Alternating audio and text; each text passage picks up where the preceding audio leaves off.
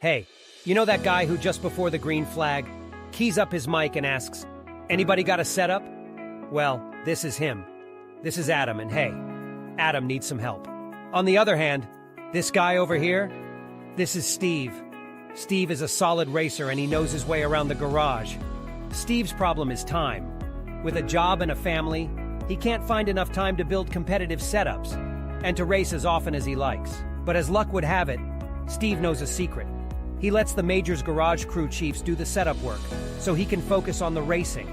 At majorsgarage.com, Steve can get setups for over 60 cars on the iRacing service. So no matter what series he wants to jump into, he is covered. Anybody, really should tell Adam. See you at the garage.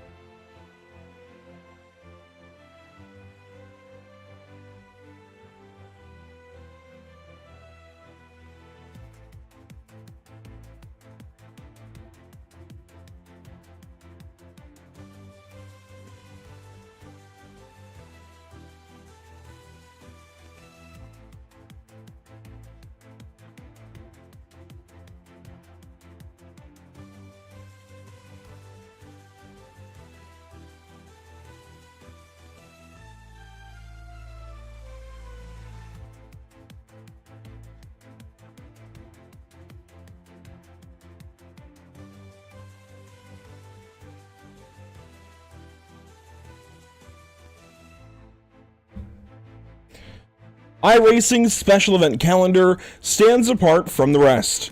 Yet there's one annual hosted event that has just as much charm and perhaps just as much or even more prestige, the Majors 24.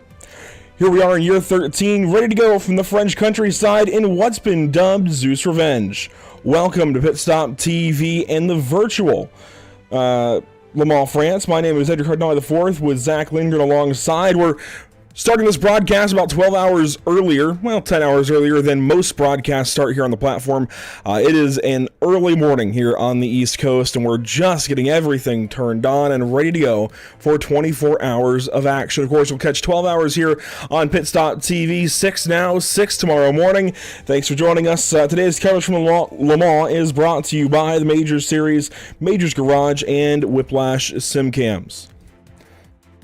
It's good to be here, Zach. It's going to be a little of a truncated pre-race, and we'll recap everything as we get going, but this is going to be an exciting race. Of course, the Majors 24, as I mentioned, carries so much of that prestige that you see across the iRacing sim and so many of the special events. It is one of the iRacing special events, in my mind. It just about fits into the calendar, just like anything else. It really does come into its own. I mean, honestly, this is one of the races you look forward to, and the fact that the Majors decides to put it on every single year, and a track like this with this much prestige, you gotta want to race it. Obviously, with the track map up here, this is a very long, very tedious track. I mean, you don't really think about it when you see straightaways from like 10 to 12, 10 to 14. When you see straightaways like that, you don't think technical, but it really does get that way after turn 16 and so on to the line. I mean, you see there's multiple chicanes, curves. These drivers are going to be facing so much as far as the track goes, but they're also going to have to be facing each other. So, I mean, this is the premier race, really apart from Daytona, maybe apart from others, but this is the race that you want to take to have on your resume at the end of the year.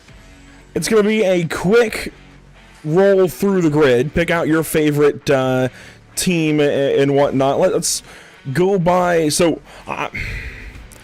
Admittedly, our grid isn't exactly optimized to this. We're going to let the driver names roll by on the bottom of your screen, and I'll give you the team names. Duncan Dudes has one hyperpole, and we'll start from first position. They're rolling now. Project Valorious from second.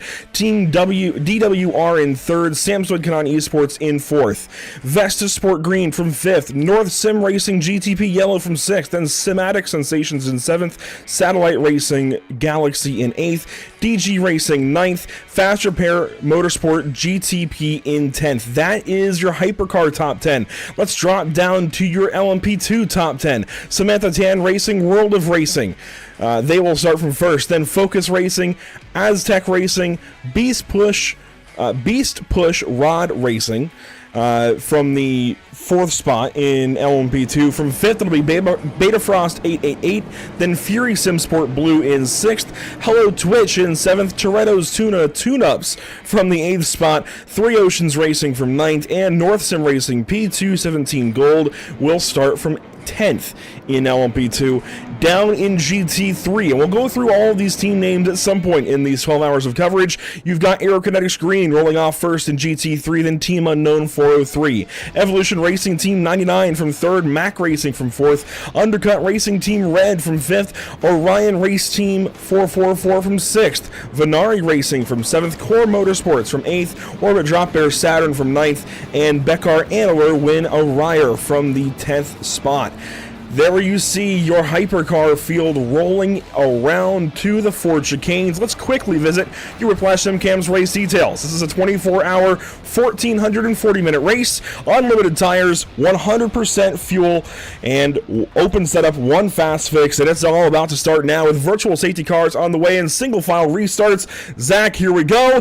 It is the green flag in the Majors 24.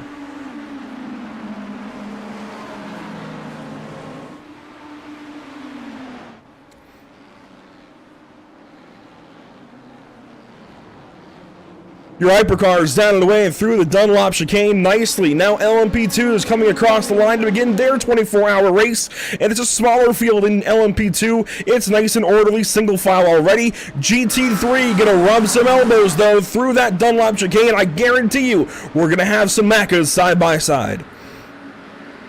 It seemed like there's about a 5 or 6 car breakaway for GT3s coming into the Dunlop chicanes, but it seems to be orderly as of those front 6, front 7.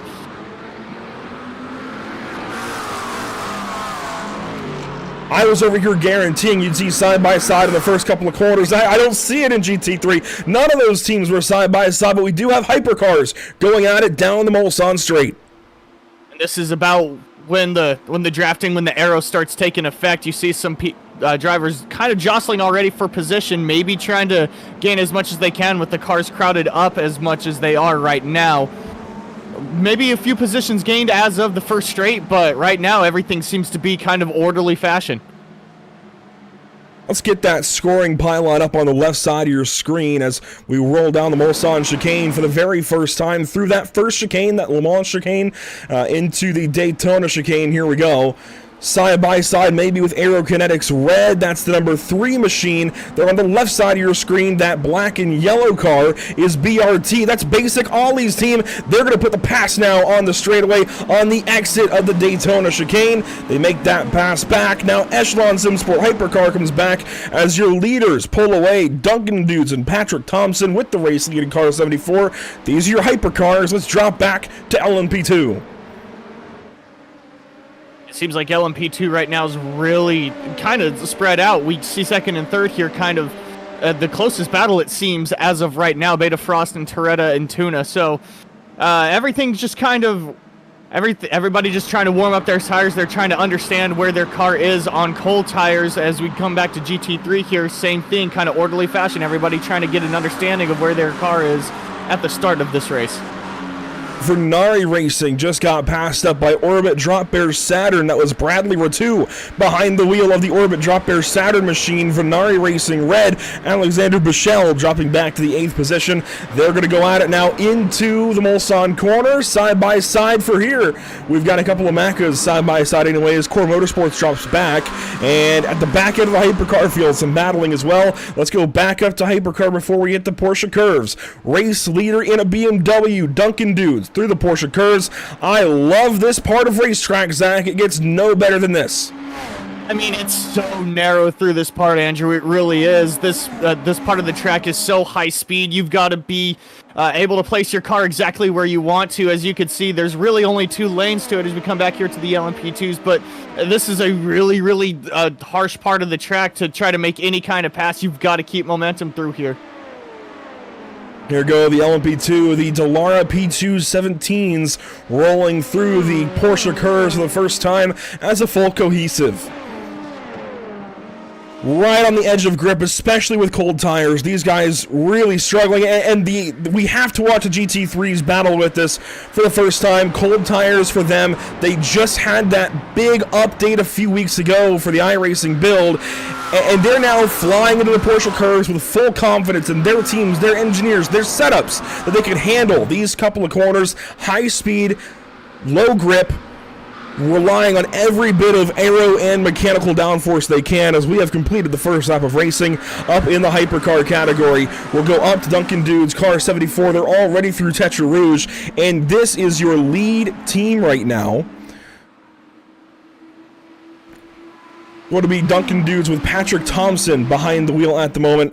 One to watch, clearly, as they've got that Dunkin' Donuts theme paint scheme. I could use some of that right now. It's an early morning for us. It was a very late night. Boy, I could use some pink and orange right now.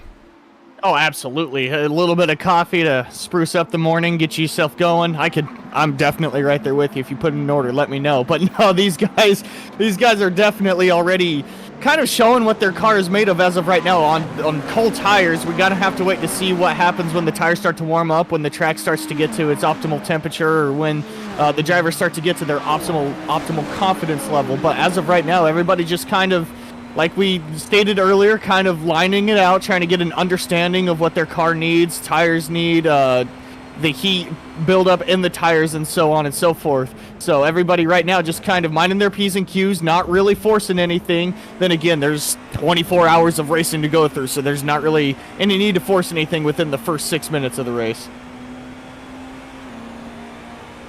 And now we can all kind of let out a joint sigh, if you will. We've made it through the opening bit of racing. Opening 5 minutes, no big incidents that we've seen. I don't see anybody off pace, really. There's even a battle for 56th at the back end of GT3. Nice little battle there in Hypercar as they roll through the Mulsanne corner. You saw some side-by-side. They've sorted it out. I mentioned Basic Ollie's team. Oliver Fresnel starting the car for Basic Ollie. He is, of course, Basic Ollie. There's a look at driver number 16. And he's got a battle right behind him, actually, as they rocket down to Indianapolis for the second time. Right there, a Porsche and an Acura going at it. The Porsche seems to be Fast Repair Motorsport GTP. The Acura, that would be Aerokinetics Red. Brandon Wilson behind the wheel there. Sergio Fernandez in the car for Fast Repair Motorsport. And this is a new system for us, Zach. This particular flag system, the flares here on iRacing, introduced with the Season 3 build. We've had to adjust some things and create some graphics down there at the bottom right for this particular graphic. I like this. I hate that we've lost the clubs, but I gotta say, it is nice to see exactly which country each of these drivers will be claiming for this event, especially where this is a worldwide phenomenon, if you will. This is pretty cool. There you see Oskari Kakkonen with the Finland banner. You move up to Vestasport Green and Christian Fielder with the Fiedler with the Germany banner. Up to second place, Team DWR SimCoach Setups, United Kingdom. To your race leader from Denmark, Patrick Thompson. This is pretty cool. Something we didn't have before Season 3, something we're showing off here today. And like you said, it just kind of groups everybody together as far as like where they come from, where their nationality may be. It's really cool to have that. Like you said, with a world-renowned race like this, where everybody, and we're talking everybody from every crevice of the earth, wants to be a part of this race, wants to be have their name etched into the trophy for this race. It's cool to see where their nationality is, where they come from, where they may reside at the current moment. So it's honestly really cool to see the groupings of countries that way. First real battle in hypercar right now is Project Valorious. Felix Greschel behind the wheel out of Germany, pulling up on Ricardo Groppi from North Sim Racing GTP Yellow, and that'll be a pass made for 5th place, so position change there at 5th in hypercar. Down in LMP2, a look at your LMP2 leader, Luciano Vitvo for that's going to be an interesting last name, one that we didn't get a pronunciation help on. But there you see Samantha Tan Racing and World of Racing leading the way in LMP2. And a blinker, Aztec Racing, Corey Price, maybe not getting on the best with these European servers that we're utilizing for this event. It looks like everything's just kind of sorted out as of right now. Yeah, and I mean, this is kind of the first kind of problem that we deal with as far as iRacers go. You know, real racers have to deal with car setup, maybe some engine faults, anything that may hinder the car's performance. We as iRacers have to deal with internet performance and kind of have to deal with things that way. It looks like everything's sorted out right now, but I mean, as far as we look through the LMP2 field, everybody's just kind of lined out, sure, but not really have gotten away from each other. Everybody still seems to be on the same straightaway. So, well, as I stand corrected. Nelson Clemente behind the pit wall here. It seems like we might have found our first bit of incident possibly. And, oh, I wonder, this is a voluntary pit stop. This was not a tow. I wonder if maybe this team, NGC by margin, I wonder if they maybe didn't put race fuel in the car. It's honestly very possible. There could be numerous amount of incidents to come behind the pit wall that early. Maybe something as far as they just wanted to get away from some of the traffic. Maybe they just needed some clean air. Like you said, it could have been a bit of an issue in setup at the start of the race. There could be a lot of things. We're gonna have to keep an eye on that. But as we come back here to the GT3s, looking at the leaders here, they're also kind of spread out a little bit. They were on the same straight, but let's see if we can take a look here, see what's going on. We've been told they crashed. The YouTube chat coming in clutch there. So let's see if we can go back, maybe find the moment. This is... Oh yeah, they certainly had a crash and have already utilized that spare car. I wonder if that happened through the Porsche curves or where that occurred. Actually, oh boy, it was right at the end of the lap. Here's the onboard, Nelson Clemente. Oh dear. Oh.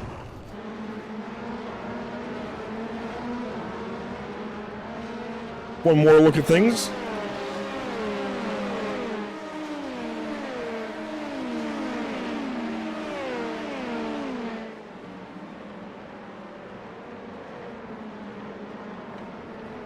Just caught the curbing there on the right side and might have even caught it on the left and helped it keep rotating. That's a strange incident, really. Either way, the car got away from Nelson there and took a heading there into the barriers. He is now back on the racetrack, but in the very last position on the racetrack, 57th position of 57 cars. Leading down in GT3, we take a look with Aerokinetics Green in a McLaren. That is Jordan Eyre behind the wheel out of the United States. I don't suspect there's many United States drivers that are starting this race, but one of them here, Jordan Eyre, leading the way for Aerokinetics. This is a little bit early no matter how you cut it in the U.S. I know 9 a.m. isn't exactly necessarily groundbreaking early on the East Coast, but as you go further west, it gets earlier and earlier, of course, by an hour, and boy, I know Mike Willett on the West Coast got up for this one rather early, and he was up rather late as well. So just to organize this event, it definitely takes a full commitment on that side. Evolution Racing Team 99, Lachlan Capel from Australia. working on Team Unknown 403. These are some battles at the top end of GT3. And this is a very interesting class this year, Zach, because they have had that big update that was kind of earth-shattering for many of these teams.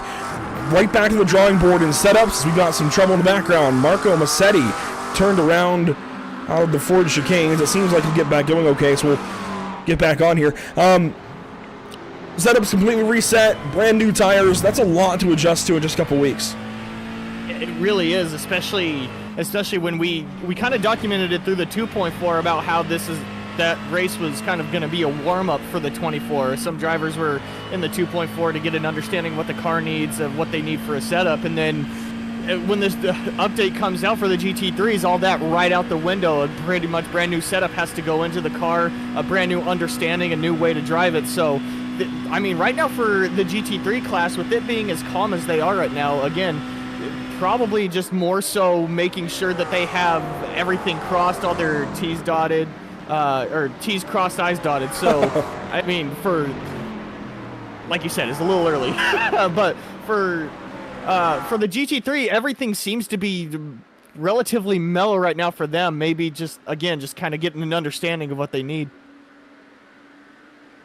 And I have to give a shout out to Aerokinetics Racing Green. They're a team that takes part in one of the series that we cover here at Pit Stop TV, the North American Racing League. They're coming back next week, actually, with their 8th season of GT3 action. We should see driver Lucas Souza taking part in that series once again. He's been kind of the main driver from that team taking part, but Aerokinetics has had a long-standing presence here on Pit Stop TV for a couple of years now, in some regard, some way. And it's good to see them with 2 cars here in split number 2 of the Majors 24 in 2025. Up to the top of the field, you just saw Duncan Dudes and Patrick Thompson take over the fastest lap for just a split second. There they are rolling down the hill at the top end of the lap. Car 74, let's ride with them a little bit. You've got all that clean air. You can make all that beautiful downforce that you need through these corners, but then you have just less than a second back, you've got Dawson in this case, Andrew Dawson, not far back from Car 80, Team DWR Sim Coach setups. How much, Zach, do you think that Dawson is on Thompson's mind? Do you think that's kind of sitting there on the back burner right now? I mean, obviously it's so early in this race, you're just kind of getting your bearings about you, but you can't forget second place is less than a second back. Can't. I think right now, if you're in first place, you're kind of gauging what your speed is versus what P2 is right now. You're kind of gauging if you're pushing, how closely are they able to stay behind P1? How closely are they able to stick with you? If you're able to push and you're able to pull away, you kind of get a little bit of a bit of relief. But if you're pushing and P2 sticking right with you, you know that P2 also has a car. So right now, like I keep stating, you're trying to get a feel for your car, but you're also getting an understanding of what everyone else around you can do and what they are doing, as we see a big gain right there coming into the final little chicane on the last straightaway. So Andrew Dawson here really able to stick with P1. Seems like they've kind of got a car that can kind of hang in right now. It just depends on how hard they're running the car. And we'll be introducing a new style of broadcast coverage here for this event today called Team Stream. It's an initiative taken by the Major Series for this particular race, this particular event, across 4 broadcast partners. It's rather ambitious, and we're going to tackle it here today. We're going to have kind of an hour lead up here of just traditional style coverage to set the tone, set the stage for the rest of these 24 hours. Then we'll start transitioning and talking to some of these teams once they've had some time to adjust, have a driver change maybe, and certainly have a pit stop or two. Then we'll kind of transition into that team stream, talk with some drivers, talk with some teammates, and see how they're feeling early on in this event. We'll, of course, revisit with them as the event goes on. And I'm excited. We don't usually get to visit in with these teams until the 24 hours have been completed. That was at least the case last year, 2024. We had to wait until the race was over to talk to any drivers. This year, we plan to talk to them all the way throughout the broadcast. I'm excited. Excited for that too, and I mean, we get to see a little bit of see some of the strategy. We might even get to hear some of the strategy. I know some of these guys might not want to break into that too much because, well, you don't want other teams listening in on that. But I mean, just the fact that we get to grab an understanding from the driver's perspective as the race is going on. We usually try to ask for how the race went after the fact, but now we get to hear and get to see during the race. So I think that's going to be a really exciting part of the broadcast, a really exciting part of the race. So I hope y'all stick around and stay tuned for that part of the race. We're just on board there with Oliver Furnell, Team Ollie, Basic Ollie, if you will. They are riding in that 10th position, and they are aboard a BMW here in the hypercar category. And I want to talk a little bit about car choice and see what the chat feels like going into this event, because we see 2 BMWs out front leading, a BMW here in 10th, and I think 1 or 2 mixed in that top 10, and of course in the rest of the hypercar field. And car choice is sometimes a touchy subject with some. I love talking about it because there's so many little nuances between these different cars.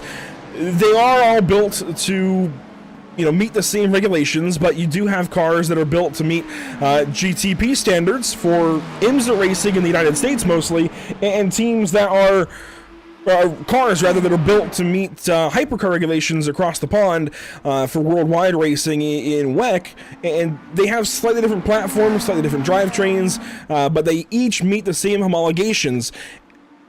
Yet they can go racing wheel to wheel like this and be just about even. That said, some teams might find that they have maybe a little bit more pace with one certain car. Maybe that's the meta for an event, and it seems like the BMWs have kind of taken that place for this particular year, this particular running of the Majors 24. It looks like 3 of them may be leading this hypercar class. We have, of course, Duncan Dudes in a BMW. We slip back to second place. Team DWR in a BMW. Samsoy Kanan also in a BMW. 4th place, Vesta Sport Green, a BMW there. But Project Valorious, that's a BMW as well. 6th place, that's another one. Down to 7th, DG Racing. Finally, we changed things up there. Jens aboard a Ferrari. And then things get mixed up a little bit. You have the Ferrari, a Cadillac, a Porsche, some different blood, if you will, in the hypercar category. Why do you think teams have elected to go mostly BMW here at the front, Zach, and why do you think some teams are mixing things up? It might just come down to the fact of drivability. I mean, from a broadcaster's perspective, from a spectator's perspective, you love to see different manufacturers up there at the top. You don't really want to see a manufacturer dominance, but when it comes to a team racing, team understanding, this becomes a headache and a nightmare just because you want a car that benefits every single driver, that brings the best out of every driver. It seems right now the BMW is kind of that selected car for those teams. The BMW, I remember when it first came out, it was very, very good in corners, maybe not the best on straights, but it was very good through the corners, very stable.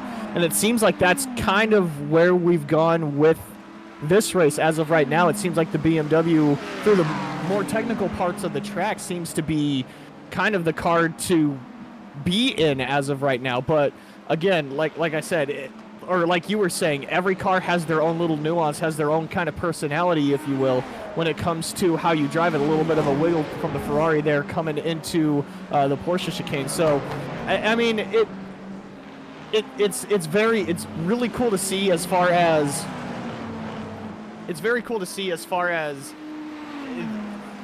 what car kind of takes dominance. But I mean, as of right now, the BMW seems to be the one. Oh boy, trouble. Samsoy Kanan Esports off in the final corner, and they're not alone. It was a battle for second place that's gone awry.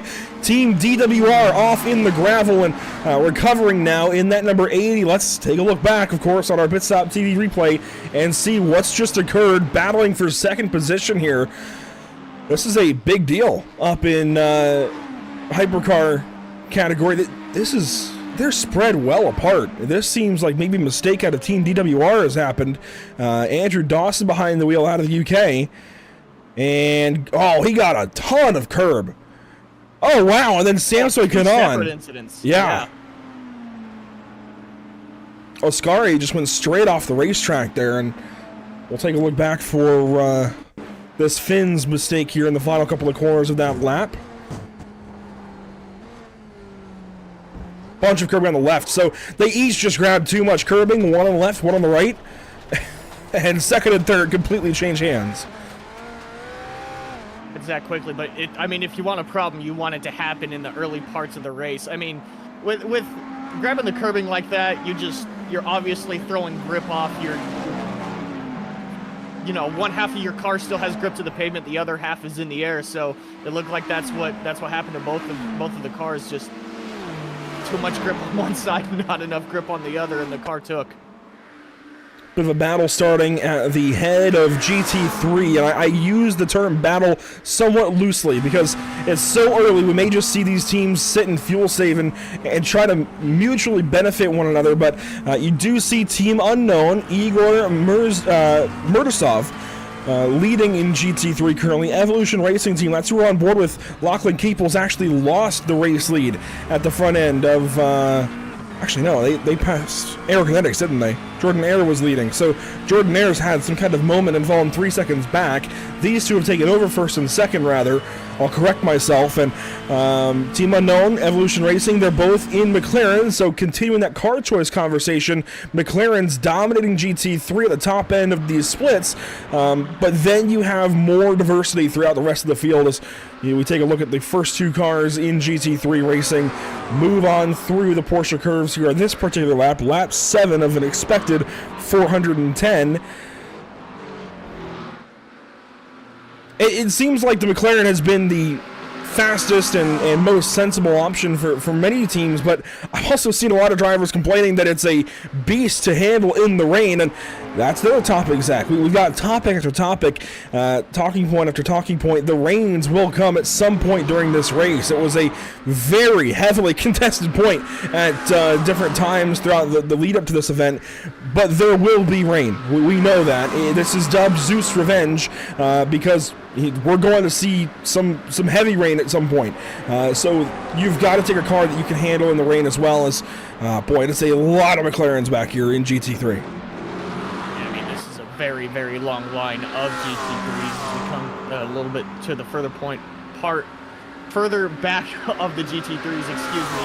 But no, like you were saying, the rain is going to be a heavy talking point just because right now, I mean, if you want to build up a gap, if you get a car that's really good in the dry and you're trying to build up the gap for the rain, that's fine and all, but the rain is going to be the greatest equalizer when it comes to that point, just because if you have a car that may not be the best in the rain, that time that you built up is probably going to fall off a little bit as we got a battle coming through the final front part of the track coming onto the straights. But I mean, this, like you said, it's a good talking point. It's to get an understanding of what the car needs in the rain, what you may need in the rain. It's going to be interesting to see once it hits.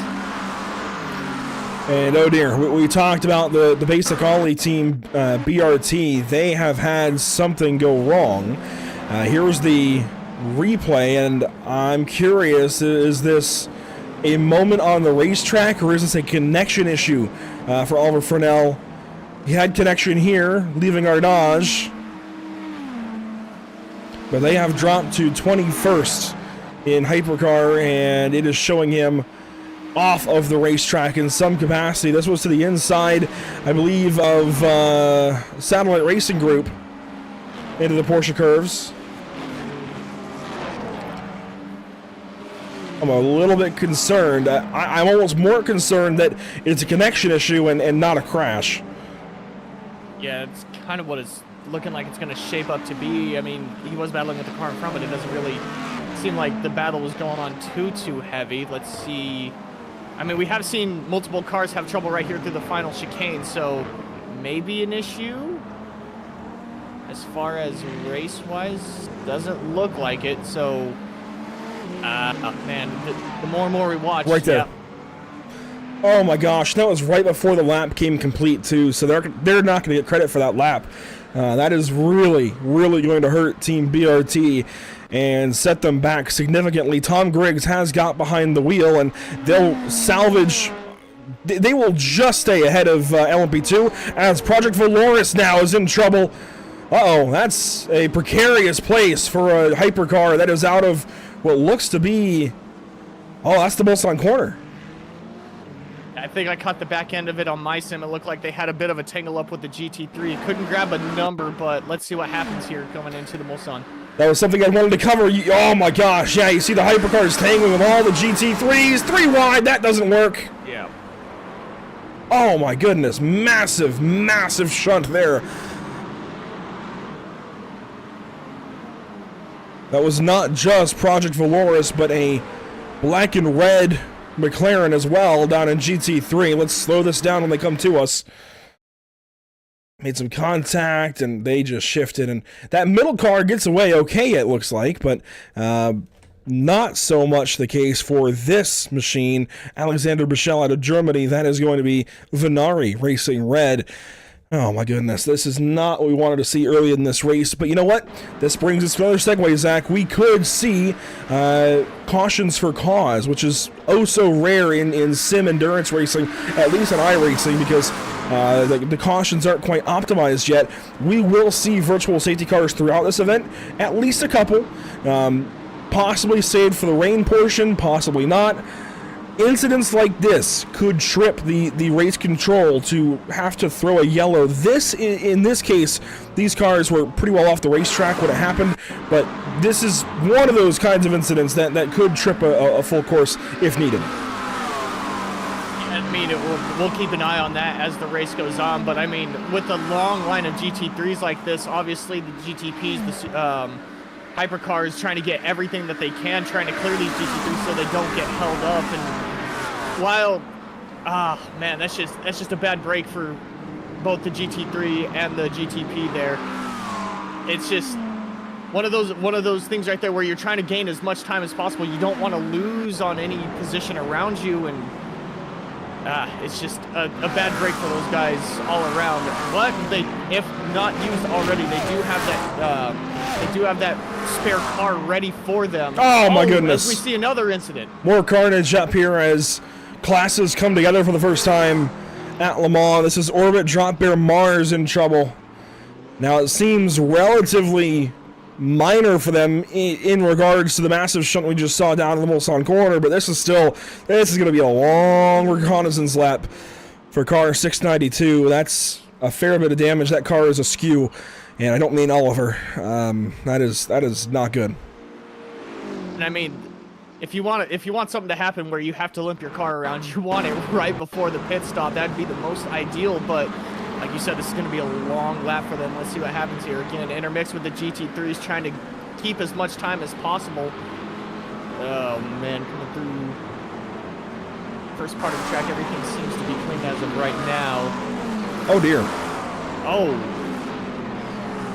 That was just overzealous. I don't want to get too opinionated just yet. I'll save it for later in the race, I guess, but I don't think it's entirely wise to try and pass within your class as you're going through other classes.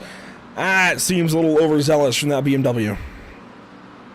It looked like the BMW maybe had a little bit more speed coming through those first parts of the corners there. Maybe just wasn't prepared to slow down coming into the straights, whatever it may be. But like you're saying, we can't really get too far into it as of right now. You hate to see that as far as the race, the starting point of the race. It's just, like you said, maybe a little bit overzealous, maybe trying to gain a little bit too much. But again, this is what we see from the top. This is what we see from cameras. We don't really see what goes on behind the wheel. And as far as team communications, we can't speak too much on it. A little bit of a wiggle coming here into Indy. The back out of the hypercar class, sorting through some of the LMP2s now. Let's check in on the leaders. They are up through the Porsche and Corvette curves now. This is Duncan dudes. They seem to be in clean racetrack. They have eked out a 7-second gap back to Vesta Sport Green. This is a large gap to have this early in the race. In the first hour, going into the first pit stop here soon, to have more than 7 seconds, that is significant. Samsung Kadan Esports, Ascari Kakinen there in the third spot, some 9, nearly 10 seconds back, and look at that, Patrick Thompson, fastest lap on the racetrack. That's impressive from our race leader. Down in the rest of Hypercar, though, it's still rather chaotic as they go through the final few GT3 teams at the front of the field. This is something that I did kind of want to touch on, like we were talking about. I mean, just the lead now that the Duncan dudes have over the rest of the GTP field. This is why some of the cars were trying to get through the GT3s, maybe some slower cars, as quickly as possible, just because of this reason right here. I don't want to say that that's why they have the lead that they do, but it's of good. It's a good point to bring up, just because that's how quickly time could separate. You could be 1-2 seconds behind the car in front of you, and you get intermixed with cars that are a bit slower in a bad part of the track, and next thing you know, you're 10, 15, 20 seconds behind the next position. So I think that's why some of these guys are trying to hustle through the slower cars, just because of that point, that aspect. Battle now in LMP2. This is for second. Focus Racing and Aztec Racing. Tiago Rodriguez and Corey Price, it looks like.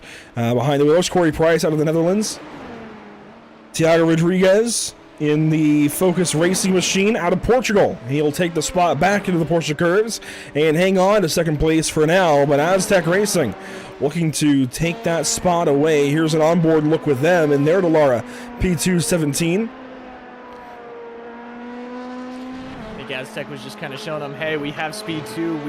We want this position. Obviously, Focus Racing holding on to that P2 position as of right now, but I think Aztec right now is showing them, hey, we have speed too, and we're looking for that position. They'll wrap up that lap. The entire LMP2 field is all together, minus the 52 car of NGC by margin. Of course, Nelson Clemente, we saw that incident for him earlier on in this race via replay. That is the only LMP2 car not with their group. Otherwise, things are mixed around right now as a handful of cars are in the pit lane. Vulcan Motorsports Red, Orbit Drop Bear Mars, and Core Motorsports all in the pits currently off of the racetrack and completely stopped. So we do have some battles throughout the field. Orion Race Team in a Mercedes. We don't see many of those here in this race. But Orion Race Team, and it looks like Leonardo Dragota behind the wheel. Undercut Racing Team Red and Julian Plumet, the car just ahead. This is the one thing that the slower cars kind of have to pay attention to. We talk about the faster cars coming through the slower cars. Well, the slower cars got to pay attention for the faster cars too, to make sure that every move that they make isn't going to hinder both themselves and the other car. But it's really cool to see a Mercedes out here, like you were mentioning, Andrew. Usually the Mercedes isn't the car of choice, especially when rain is involved, but it's really cool to see the Mercedes out here. It's going to be interesting to see, once everything starts to shake out, rain starts to get involved, how far this Mercedes goes. Satellite Racing Galaxy, Cy Andra behind the wheel. This is back up to hypercars, you can see. A Cadillac, gotta love that caddy. Set pole time at the Le Mans 24 last weekend, I believe, and started that race from the front of the field, but chasing a Ferrari here on iRacing, and that is DG Racing, Jens Keller. I'm sorry, not Keller, I read that completely wrong. It's very small on my screen. I'd love to be educated here, because I'm gonna be honest, I'm American. I don't know that character right in the middle of Yen's last name, and I'd love to be educated on how to pronounce this. So somebody in the chat knows, by all means, tell us, let us know exactly how to pronounce that last name, because that's a new one for me. I've seen it, I think, on different, I guess, keyboards on, I don't know, just devices at some point, but I've never, of course, had to encounter this character before. A double S. Okay, so Kaiser, we'll say. We'll be educated, I'm sure.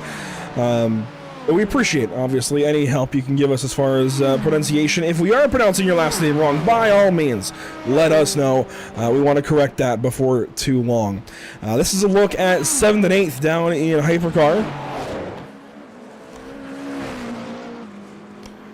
DG Racing, Satellite Racing Galaxy. There is a nice little battle here. Fast Repair Motorsport GTP and Sergio Fernandez in the 10th spot. We're looking at DPR Racing 979 and Benjamin Roberts out of Australia. Two Porsches here, followed up by a BMW, Zach. And I wonder what the Porsche brings to the table. We don't see many up at the front, but we do see a handful here towards the back end of the group, and I wonder if maybe this car has better handling in the rain, and maybe that's why some teams have opted for it. I don't know. I'm an uneducated American that spends his days around stock cars and going real fast, real left. So I'd love to know, again, in the YouTube chat, if you feel like a car is better in the rain, maybe better in the dry. We want that feedback. We're going to learn throughout the course of these 12 or so hours of coverage that we'll be having here on Pit Stop TV. I'm not completely uneducated in the way of road, but I don't know exactly the nuance, every nuance to these cars, and I'm sure we'll find out when the rain does hit, as we've got clear skies for now. I think that's one thing that we can try to bring up when we start bringing teams in here, why they decided to go with the car of choice. Obviously, we can't really talk about that with the LMP2 teams just because, well, there's only one car of choice there. But as far as the GTPs and GT3s, we can get a bit more of an understanding as why BMW, why Porsche. We have seen some Ferraris in big sent into Indy here, had to check up a little bit, had to miss the corner here for Wilson, but I think that'd be one topic to bring up, maybe just to get an understanding of why they chose the cars that they had. Just maybe it might be for rain, might be for driver preference. There's so many options, so many variables going into it. On board here with Aerokinetics Red, they were a little further up the order at the beginning of this race, some 40 minutes ago, and have since fallen back.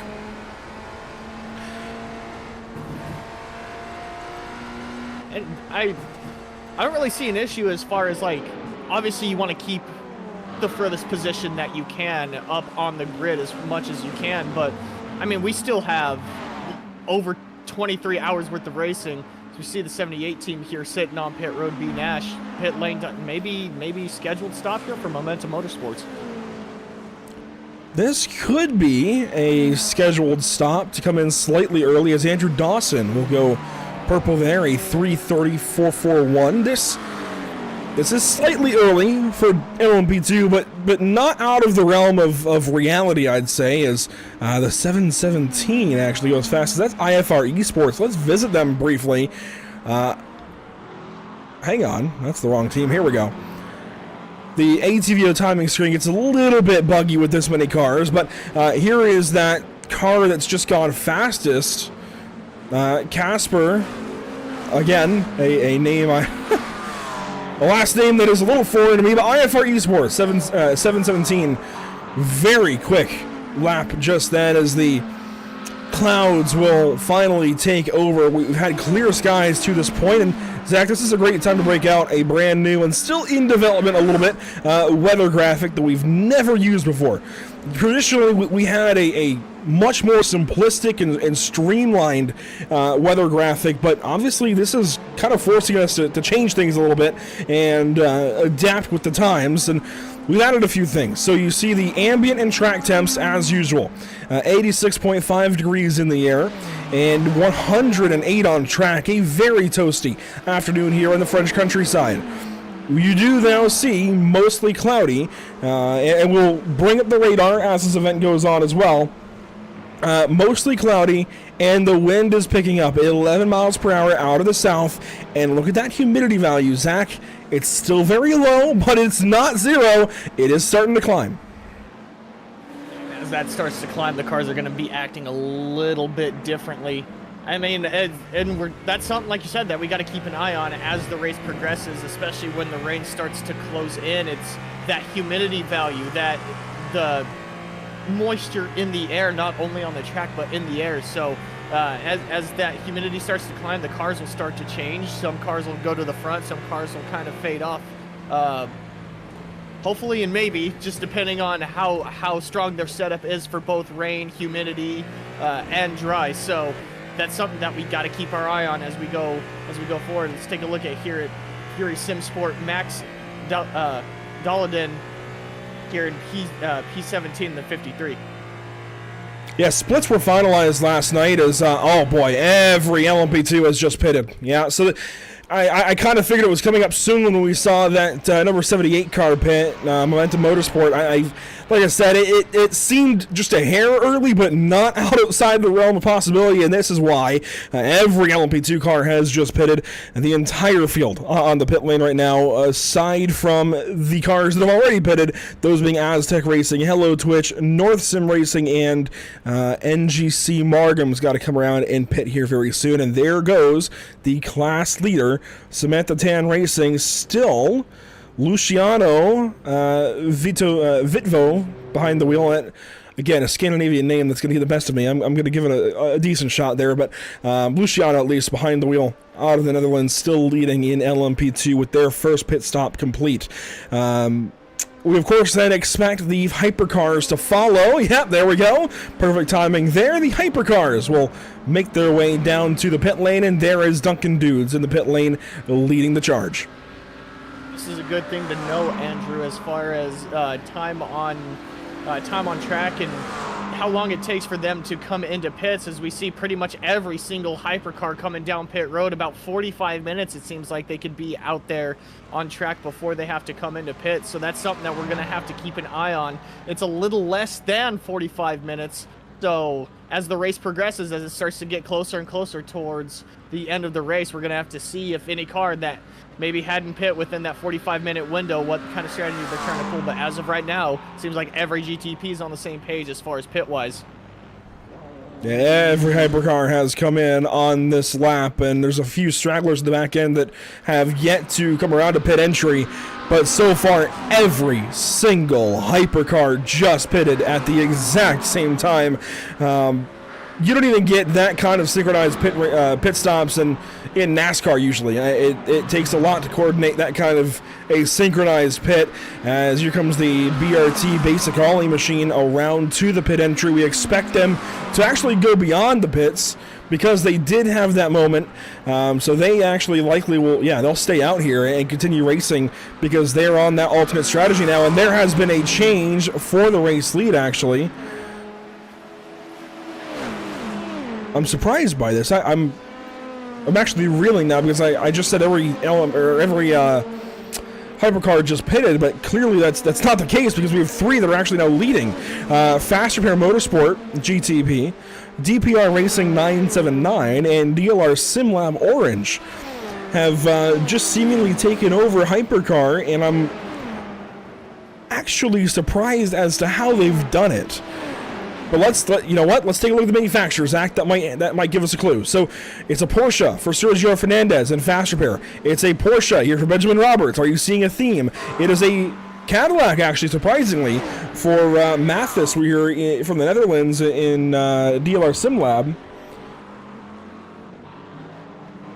And I think you kind of touched on it a little earlier there too, Andrew, maybe a little tidbit, but some of these guys maybe, if they were further back, might have been saving fuel, being able to go that one extra lap, and especially at a track like Le Mans where you're able to push that one extra lap, that could be a whole world of difference for these guys, the Fast Repair GTP, as we're kind of watching it on board now. We'll have to see if they come down this time, but I mean, that one whole lap could be a very, very big difference maker, especially at a track like Le Mans. So, like you said, very interesting to see that they were able to pull, well, they haven't completed the lap just yet, but they have been able to pull an extra lap out of their hat, and this might start to shake things up as far as the hypercars go as the race continues. Most of the other teams now are seeing that these three are able to go that extra lap. They're going to be keeping a very, very close eye on these three as the race progresses to see how far they could push it. Just right now, the fuel saving, the aero, paying huge dividends to these three up front. This is going to be a sketchy dodge into the pit lane for DPR. Okay, they cleared that LMP2 car. They'll both dive to the pit lane here. Porsche's in tandem pitting, and these are the top two Porsches that I noticed. I may have missed one, but the top two that I noticed coming into the pit lane, engaging their pit limiters and working now down the pit lane. They will finally take to the pits and take service. And I'm paranoid, Zach. I see the clouds build, and I want to go back, and it's itching me to go check the weather conditions, but the humidity is still very low, 1%. It's not 0, but it may as well be, as that will build, and that will eventually become 100 when the rains hit. How's the radar look? We don't have it set up just yet. I'll try and do it on the fly here, but how's the radar look for you? As of right now, the radar's pretty clear. There's really no weather in the area. As far as I take a look on my sim, yeah, there's really nothing going on right now. No cloud, or obviously there are clouds in the sky, but nothing that holds any kind of moisture. So as of right now, clean and green as far as the race goes. But again, we know that's going to change. We just don't know exactly when.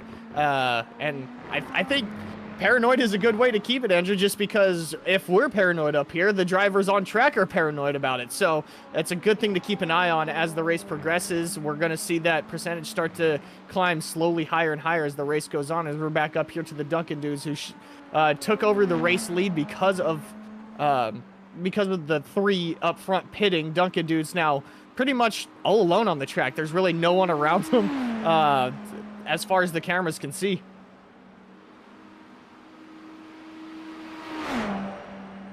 Yeah, nobody around Duncan Dudes currently as they work down the Mulsanne straight into the shade, and that will help with the track temp slightly. Of course, cold tires, a challenge after pitting, but they've got a 13-second lead all the way down there. You see the gap back to second. It's significant as Faster Fan Motorsport. Oh, my goodness, they just pitted, didn't they? I think they did. This might be This is an outlap. Yes, it is. Sergio Fernandez. I don't see smoke out the back end, so thankfully it's not a terminal issue. But that's a decent bit of damage. Very likely some suspension damage as well. Oh yeah, he's going to tow.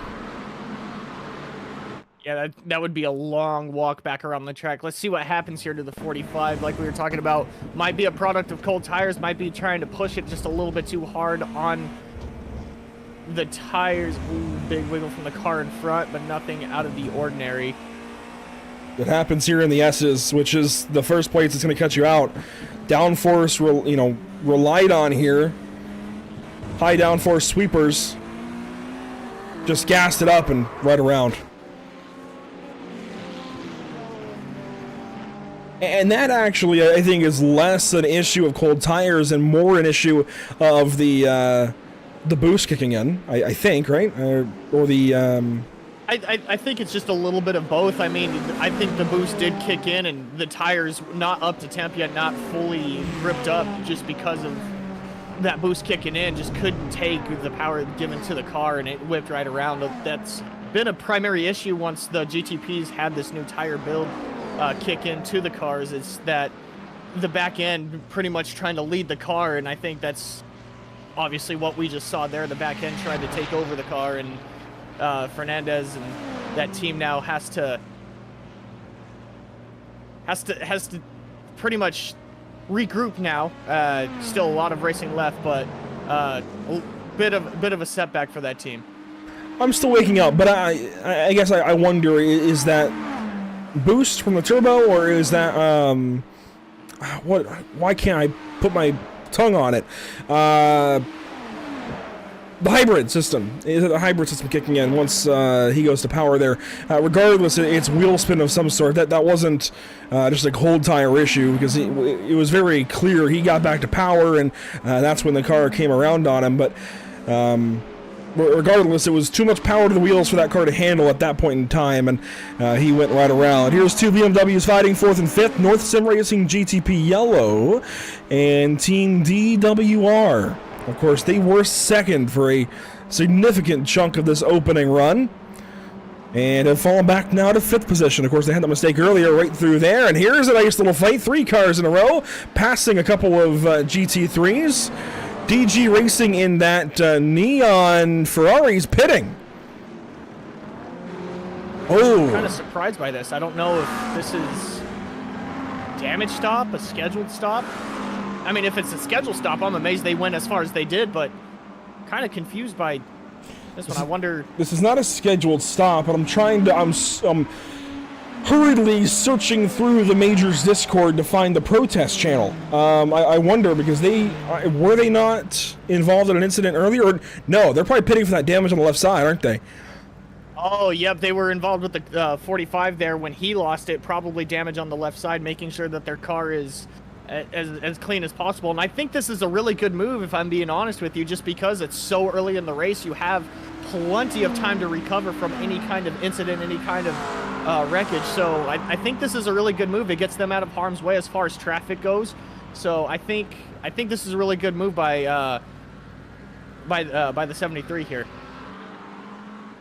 Back up to hypercars. Let's visit LMP2 for a brief stint here. Samantha Tan Racing has had a very calm race to this point. Obviously, anytime you have to lap other cars, it becomes a little bit less calm, and they don't have a massive gap as, here we go, GT3s have just hit the pit lane. Orbit, Drop Bear, Saturn will pit, it looks like. Here we go, yep. Everybody going to come on in now in GT3. And Zach, at least I was surprised by a very similar phenomenon in the Le Mans 2.4 just a couple of weeks ago.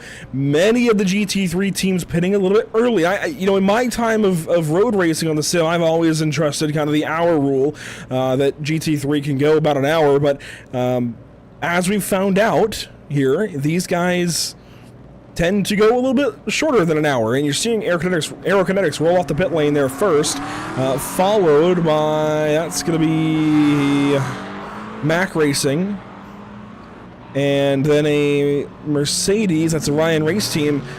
Why is it that we think these GT3s are coming in a lap or two shy of an hour? It's a really good question. I think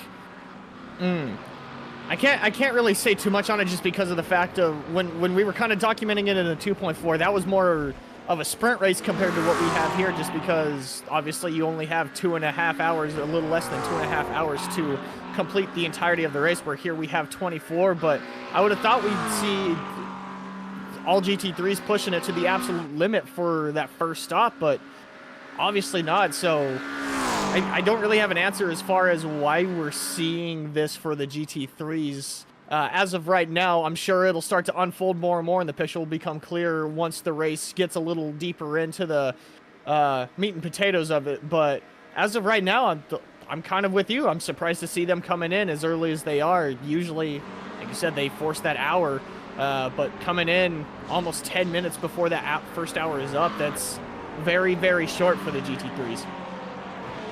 Meanwhile, back to LMP2 briefly, as the shade has taken over much of the circuit. This is Aztec Racing on Focus Racing, still at battle at second and third. A little deeper, Three Oceans Racing and Composite Performance. These are a couple teams we've not yet really covered. Here is Composite Performance. Brandon Walker behind the wheel. It's Jordan Burroughs behind the wheel for Three Oceans, just ahead. And this is kind of the best of both worlds, right? You're a little bit slower, so you're not necessarily bearing down on these slower classes at full tilt into some of these corners. So a little bit of that GT3, I guess, in that way, and a little bit of hypercar in that you are passing slower cars. You have that prototype build to the car, so a line of grip in the corners and flying down the straightaways. It's right in between, though, and this LMP2 is an art. I admire every LMP2 driver and team in these sorts of events, because you are caught right in the middle. And I've done it. We've won it in the past, Zach. I think you were with us on the team back in 2018 when we did it, when iRacing could still host the Le Mans 24. It is an art to manage that class in between top and bottom. It is it's not easy. Yeah, you took the words right out of my mouth. I was going to kind of mention the same thing, but I mean, you got to be on the lookout for both slower and faster cars. It really is an art, because, I mean, when it comes to GT3s, you've pretty much got to watch for every single car around you. LMP2, GTP, just because they are the faster cars, so you kind of have to pick and choose your moves.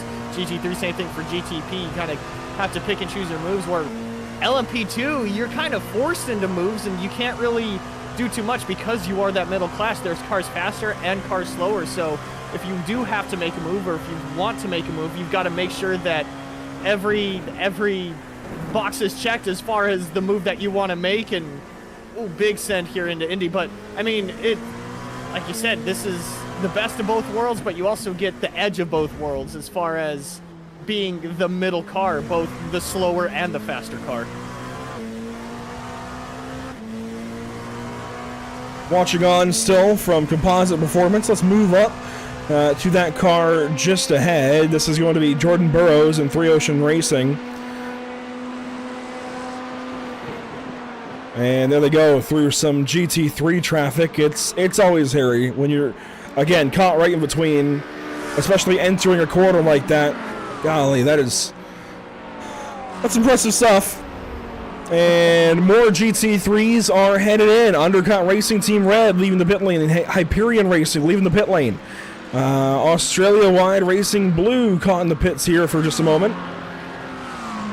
And this is about the time that we kind of expected them to come in, right on that hour mark, maybe a little less than, but still close to. This is when we expected the GT3s to come in, not as early as what we saw the majority of the field come in. And again, I think this just pays dividends to a little bit more of fuel saving, being able to save fuel behind the group of cars, maybe in your class or not. So, but again, now we get to see, because of the recent update, what the GT3s have to offer on cold tires. We get to see now what kind of speeds they have to lay down here.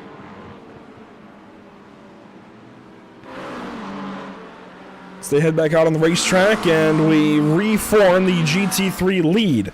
Now with Evolution Racing on top. Lachlan Capel ahead of Igor Murtasov. On board we'll go with Igor here as we approach the 1 hour mark. Zach, an hour into your, I believe, actually I don't recall now. It all blends together. I think you did some Majors 24 coverage with us last year. I don't recall now. Did you? So this would be my first Majors 24. As far as, I mean, obviously this program, Majors 24, holds such prestige. I've heard of it, and I had never been a part of it as far as either a race or broadcast. So this would be my first. Well, first impressions then. Perfect segue. First impressions so far in this race. I mean, obviously, looking at it, this is, I mean, when you combine the three classes, as we see the GTPs, the LMP2s, the GT3s on such an iconic track like this, and then you take the prestige of the Majors 24, I mean, it holds a lot of weight, and honestly, it's delivered as of right now. We saw the drivers immediately line out just because they knew that this is one of the bigger races. They wanted to make it to the end. They wanted to have a chance to the win. So, I mean, obviously just seeing them line out, making sure that they have something towards the end, it just goes to show that these guys have care for what they are in right now. So, first impression is that this is truly a spectacle to be in and be a part of. I'm happy to be here for it. I'm excited for what the rest of the race has to hold. So, first impressions, I'm honestly thoroughly impressed with how much preparation has gone into this, how much care has gone into this. I think we talked about it a little after the 2.4 about how much care, how much effort goes into the major series, both the Majors 24s and the series in and of itself. So honestly, thoroughly impressed by how much has gone into this, and we're only 1 hour in, so I'm excited to see what the rest of the race has to offer. 1 hour into a 24-hour race that has 11 splits. This is a mega racing event here on the iRacing.com service. Highly regarded as one of the top hosted endurance races in all the sim land. Thanks for checking in with us here at Pit Stop TV. We appreciate you doing so. Want to invite you, especially if you're brand new to us, to head on over to social media. 1 hour now eclipsed in this insane racing event. We're all over social media. Admittedly, summer has kind of taken our focus. I'm at Charlotte Motor Speedway every Tuesday right now for Cookout Summer Shootout with Flow Racing. Definitely has changed things up a little bit, but we anticipate getting back to our traditional posting routines very soon and getting some clips back on the social medias, especially TikTok and the like, as we get some clouds building once again. Let's revisit that weather graphic, Zach, as we take a look at much of the field rolling by, mostly cloudy. I'm going to keep wanting to come back to this because it's on my mind, and while we do that, we can debut the radar on screen here. Very wide open, very clear.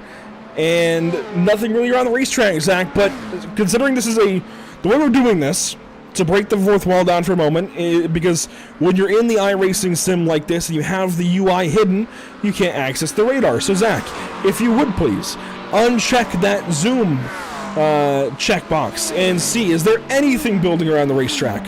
No. We're safe. Nothing building around the racetrack. As of right now, I mean, obviously we've got clouds up in the sky, bringing the track temperature down. We have dropped about 10 degrees since last looking at it, so grip is going to come up a little bit for these drivers, but no moisture in the sky as of right now. Yeah, humidity still very bottom level right now in the basement, 1%. So we've got a ways to go.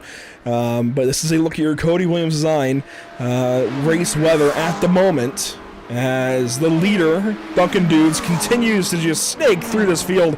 We've gone to our static mix for just a moment to just watch him, Patrick Thompson, snake through LMP2 and GT3 alike. Let's go back on board and just take this in, because this is pure Le Mans, if you will. And this particular camera, again, to kind of break the fourth wall just a little bit, I put in the hours behind the sim for Whiplash sim cams and make these cameras as unique but also realistic as I possibly can. And one camera that I love watching when it comes to Le Mans coverage is this right front camera, right on the dash, looking right over the hood, or whatever you want to call it, the bonnet, if you will, looking just past the right front wheel well. This is such an iconic view in any car, I feel like, in sports car racing, but particularly a prototype flying on the straightaways, passing other classes down the Mulsanne straight. It gets no better than that. It really doesn't. And I think this kind of gives the viewer an idea of what the driver has to deal with. I mean, we get to see it from a blimp view, we get to see it from different camera views as far as what the driver has to deal with track-wise, car-wise, but inside, this is really all he sees. This is really all he's available to see. Sure, maybe some rear-view mirrors here or there to have more of an idea, but I mean, this is all he's seeing. This is legitimately it right here through the entirety of the race, the entirety of the time he's in the seat. So, I mean, this is just impressive to see him snake through. And like you said, this is just vintage Le Mans. The slower cars getting through the straights, the chicanes, especially right here coming through the final parts of the track. So, I mean, just the traffic that you have to deal through right here is just insane. So, some of the cameras that you've set up, Andrew, you've done a fantastic job showcasing it. 3 wide it looked like through there for a second. Just the work that you've put in and the showcasing what the drivers have to see. You've done a phenomenal job of showcasing just the pressure that these drivers are under right now. Yeah, it's that second camera we went to, and we'll use it again here on board with Vesta Sport Green and Christian Fiedler. This is the driver's eye POV, and we pioneered this with the late model stock car a couple of years ago now. But this camera sitting right kind of where a GoPro would be, hanging off the front of a helmet. This, I feel like, is the perfect view to just watch what the driver is doing. In a lot of cars now in iRacing, you can see the hands of the sim driver slap the paddles back and forth. You can even see sometimes in certain cars them reach over and grab the shifter.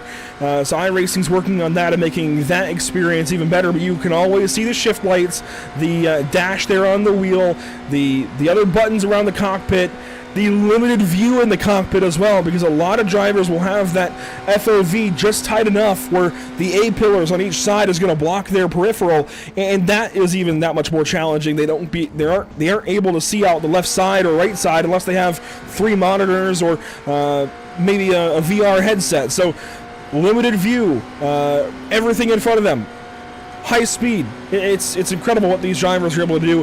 This is on board of Vesta Sport Green and Christian Fiedler behind the wheel currently, as we've gone 7 hours into our second hour of racing. Let's check in if we can, let's take a look at who has opted to join us for Team Stream for this first go around. And I'm gonna look around. I see Beta Frost is out there. We've got Arctic Motorsport, Aerokinetics Red.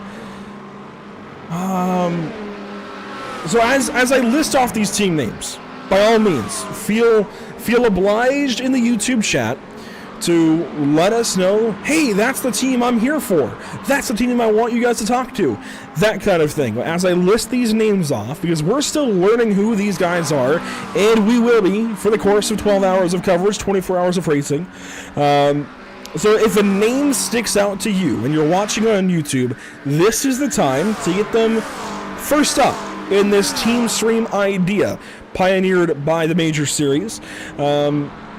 So I'll go back through. Aerokinetics Red, Antic Motorsports, Beta Frost 888, Impact Sim Sport, Unlucky Luke Racing, or Luke Racing, I'm not really sure.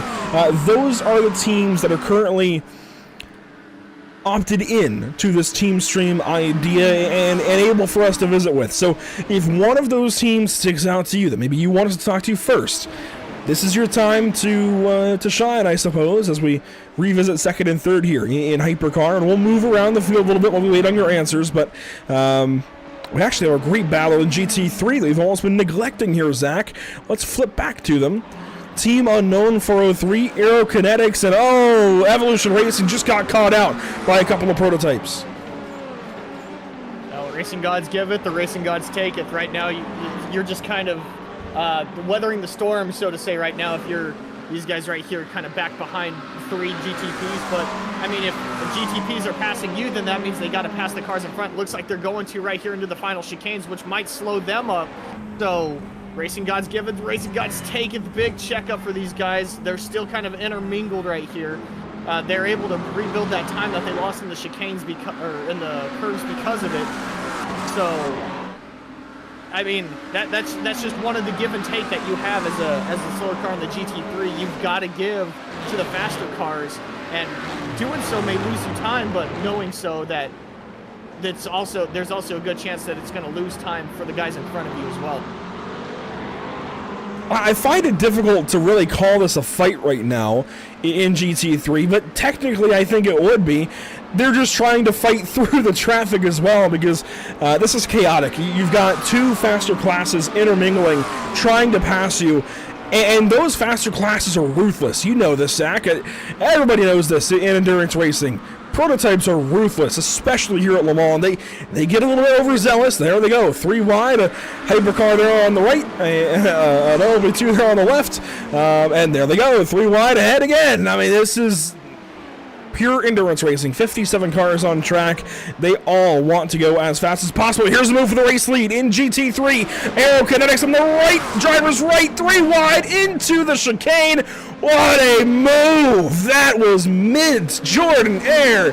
Oh my goodness, the fortitude there to go 3 wide with an LMP2 on one side. That was beautiful. Especially into the first chicane like that, off the straightaway, big braking zone there. To go 3 wide like that and still able to come out unscathed, untouched, unscratched.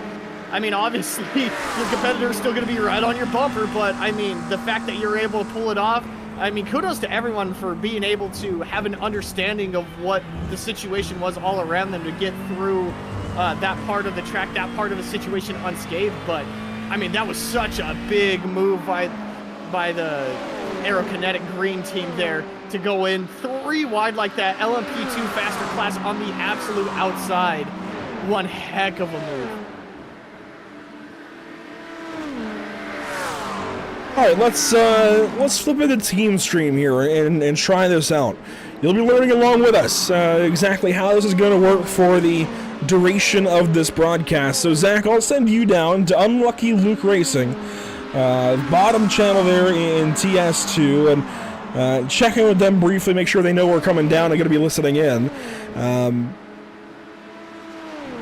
It's going to be Ash Humphreys and Chris Myers, it looks like. Okay. I will be right back.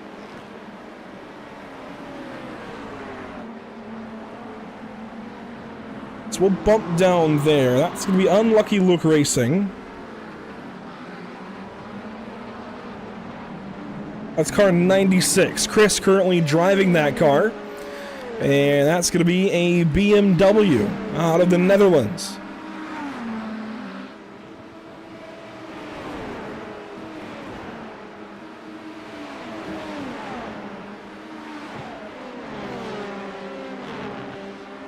This is a new idea. This is something we talked about at length for a couple of weeks with the major staff, trying to figure out exactly how he wanted to go about this. Is Chris Fiedler goes fastest, a 3:32.7.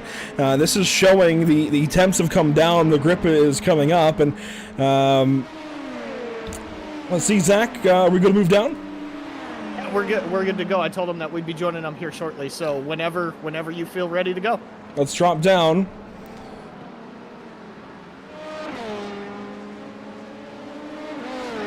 And we'll visit in with Unlucky Luke. And I don't want to talk too much, guys, just to let Chris drive here, but how's the car so far?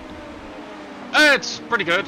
We had a little bit of an incident at halfway through our first stint, so had a little bit of damage there. Lost a couple of positions, but now really pretty good pace in it. So let's see what happens.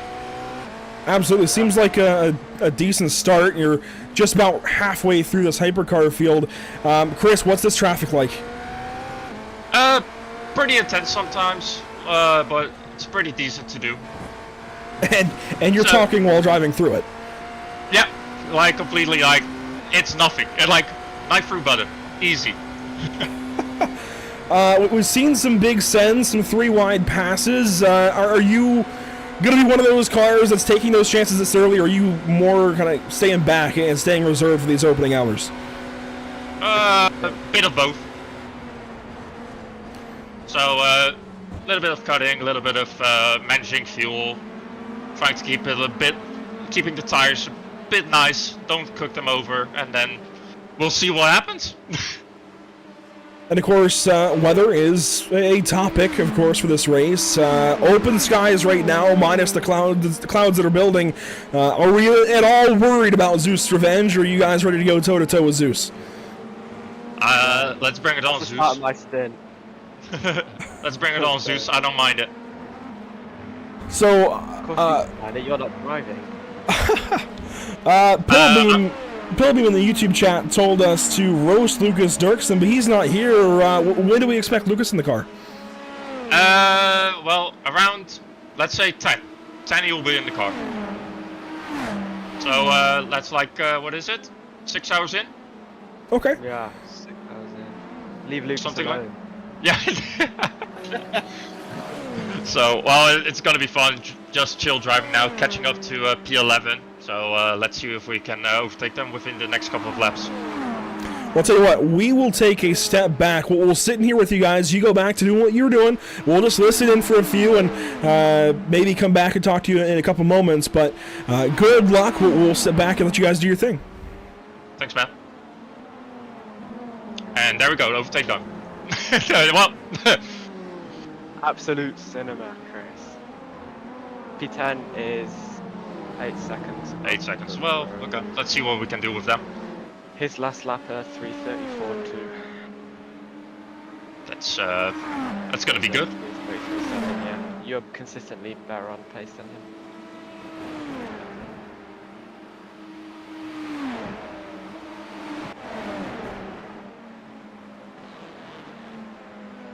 I think if it's not this stint, it'll be next stint. What will? You catching him. Oh yeah. We'll gain them in the pit stop. We gain a couple of seconds. I thought that was a slow down. Tires are a bit hot, but What did you say the percentage was last time you came in? 70? what? Tire wear? Yeah, 71. I can see. It's not terrible. It's No, not no. And now the track's also cooling down, so we can work with that. It's 37.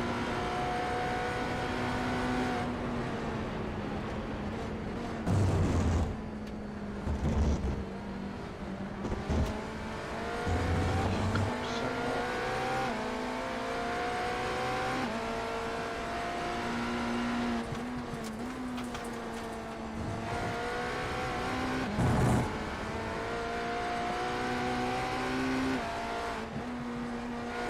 Hope the rain's not too heavy. I don't know if it's already coming up on the screen. We're already an hour in, so maybe you can see it. What, on the radar? Yeah, maybe see the first clips of it. No, not yet. I'm catching that pack up ahead, so Yeah, I wouldn't worry about it. Let's just focus on the next rubber now. yeah. Well, traffic is also going to slow down because GT3 just did their pit stop, so I think you have a pretty good chance of catching P9 and A as well, because they're in a little pack together. yeah.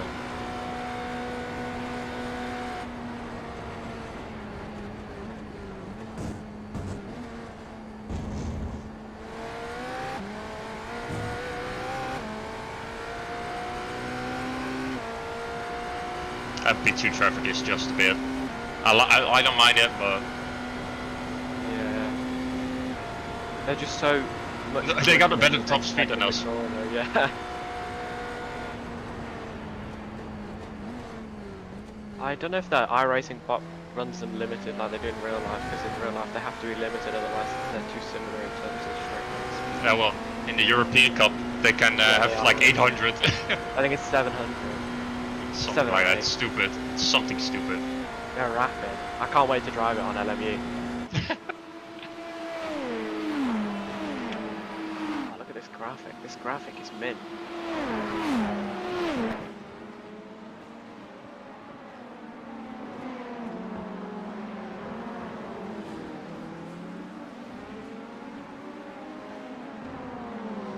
The car, I think red was a good choice. I don't know if you've seen it yet, Chris. Yeah, I've seen it. The rose red, something like that. Yeah. I think it's just normal red, but he put like a chrome spec map on it. I like it. I think it looks really good.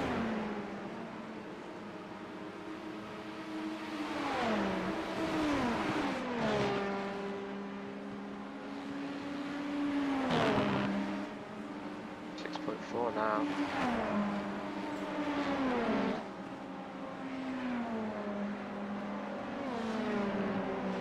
Oh, that's a slow now. Yeah. Yeah. It's Don't kind of mind it. smart though, but Yeah. It'll slow down ahead as well, so.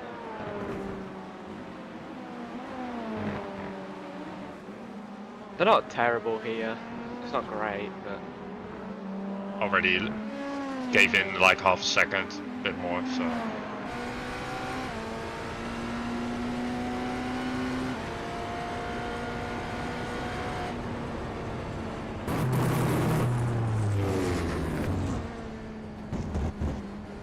P2 in front of us, 32, 1.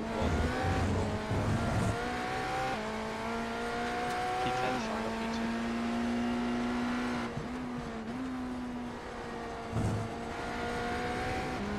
Yeah, that guy's pretty fast, P10, so. Or a P9, I mean. Wait, who was it? Yeah, P9. Also P8 even, 30.8. I should not have sent the stream link to my dad, he's now rinsing me. Only.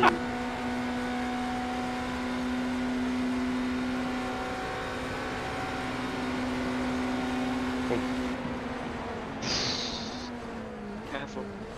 That was. Whew. Chris, you scared me. Scared myself also a bit. I didn't expect him to lift that much.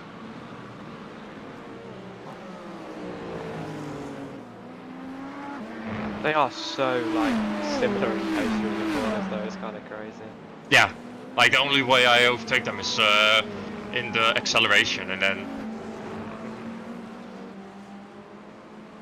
Guy's a 10k.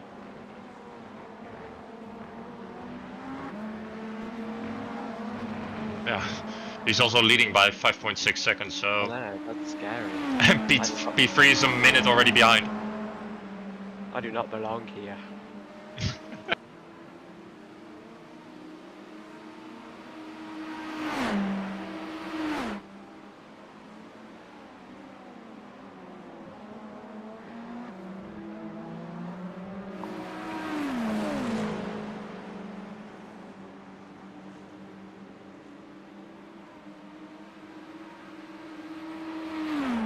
Okay, one more lap after this. Yep. What's your average fuel consumption been like? 6.99. Okay. I just need to update the spreadsheet.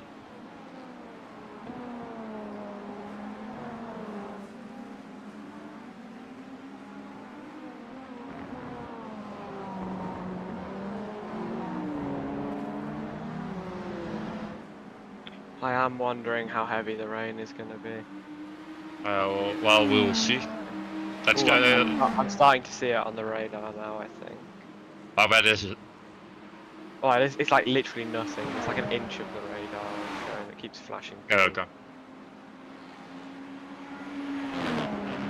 Maybe you're gonna drive on dry tires the first stint of I don't know. The more I see, we'll see. Yeah, I definitely think you should drive the weird mini stint. Yeah. I'll just fill it up fully and then. Yeah. I think with the tyre change, the driver change, and a little splash and dash, we should have time for all of it. It'll give us more fuel.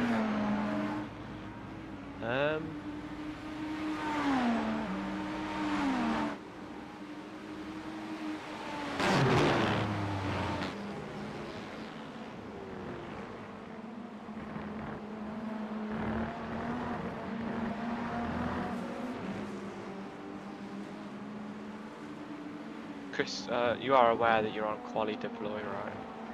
No, I'm not. I'm on balance, so don't worry about it. For me, it says quali. Yeah, iRacing things. Oh yeah, it still says target state of charge is 50. Okay, that's great. What brake bias migration are you running? -1. Oh, from -2 brake bias migration. Okay, so that's correct. So -1 target, -2 migration.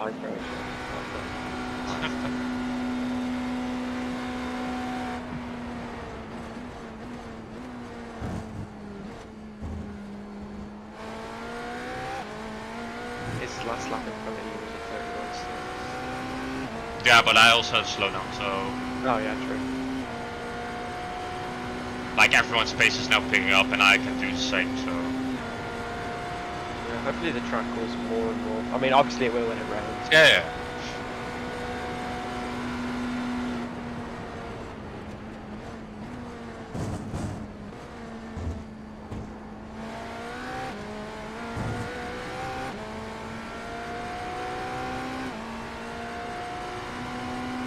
So I'll jump back in here for a second, guys. Of course, we hear the talk about rain coming up. I also want to wonder, I guess, about the car choice. Why did you guys take the BMW? It's the most average car over the distance. So like, and it's the easiest in the rain. So that's part of the decision why we did it. I think also we were going to run a different endurance league that got cancelled in the BMW, so everybody that's in this team has recently been practicing quite a lot in this car. It's just a car we're all comfortable with.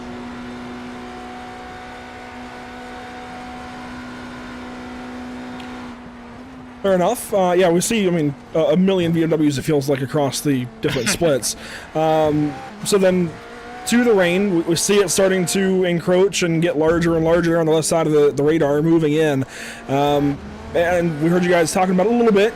When do you make that driver change? Do you want to get Ash in the car first to get him used to the car for the switch over to wets, or do you want to drive into the wet? I mean, how do you want to do this? I think we're gonna do me driving into the rain, then at the crossover we're gonna put Ash in, save the car, drive around, like just keep it on the track, and then we'll see from there. Let you pass this GT3 quickly. So then, of course, you have the option to come in, pit, take the tires when you want. So is there a visual cue, or do you just go by feel of when you want to make that switch as you come in at the pit lane now? When do you want to make that switch from dries to wets?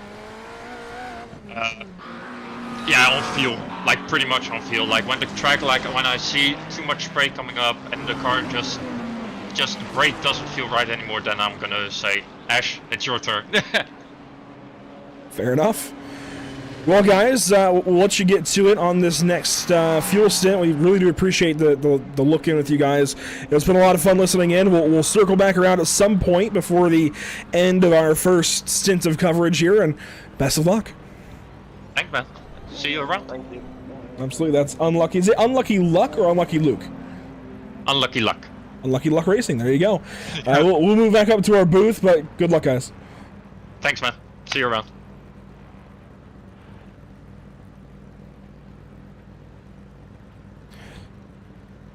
So back up we go, and this is a live look at the pit stop now with Unlucky Luck Racing. Chris Myers behind the wheel. That was really cool, Zach. I didn't know what to expect trying this out for the first time, this team stream idea, but I think that went well. I think that gives us a good base to go off of and took us right to their first pit stop. No, I completely agree, and it was really cool to listen to how they are both communicating both race-wise and just trying to keep the driver calm. You heard Ash and Chris there just kind of banter back and forth a little bit. I hope Papa Humphreys isn't going too hard on Ash in there, but no, it's really cool to listen to and see how the drivers interact as we take a look at the 33 here, missing the wing on that thing. The entire tailpiece. We'll go back and take a look at what might have occurred here. I think this was a cold tire situation for them because they had just pitted right before their moment. This is going to be Focus Racing. Tiago Rodriguez from Portugal. They were decently up there in LMP2. This is a handful of minutes ago. There was a Pedro Frazo in the YouTube chat letting us know LMP2 crash. So I believe this team was P2 at the time. A lot of debris there in Dunlop. Oh my goodness. Yep. Oh, does it get tagged? Yep. Yes, he does. And that's a top GT3 car as well. That was Momentum, I think. No, sorry, that's LMP2. It was Evolution Racing. That's who that was. Lachlan Capel. It didn't look like they had a lot of damage to the GT3, but it's just the cold tires strike again, and it Let's watch this from high above with our drones, thanks to Whiplash sim cams.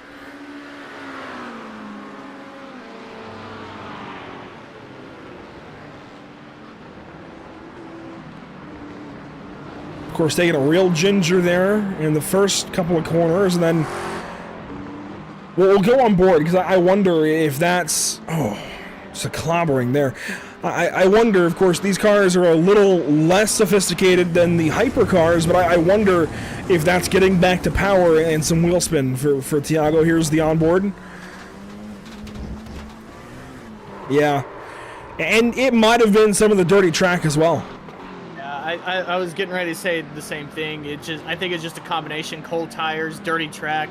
Saw a lot of pebbles right there in the middle of the chicane, and I think he might have either picked some up or tried to get on the throttle with pebbles underneath. That contact patch wasn't all completely into the track. So as we take a look here, car 111 coming in for their pit stop, as looks like the other part of the GTPs we kind of documented there with Unlucky Luck coming down for their pit stops. Looks like the rest of the GTP class starting to funnel in.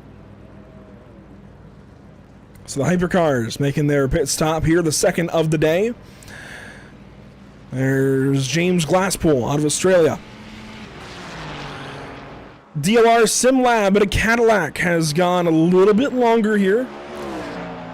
I believe they were one of the other cars to go a bit longer in that opening stint as well. So something to watch, although Zach, look right behind them. That's your true overall leader, Duncan Dudes. Patrick Thompson, been in the car since the start, and he is bearing down on this DLR team despite having already pitted. And this is kind of a mental game at this point for the Cadillac team, just knowing that the overall leader is already behind you regardless of pit stop. So this is kind of where the mental fortitude starts to kick in. You know, you kind of got to stick to your strategy, you got to stick to your guns, knowing that, you know, trying to get out front, you were able to jump the leader because of strategy, but the leader is going to jump you even that much more now when you come down pit road. So this is where you kind of have to start the strategy that you have, the strategy that you're that you decided to stick to. So right now, I think it's just a matter of sticking to your guns, sticking to your strategy.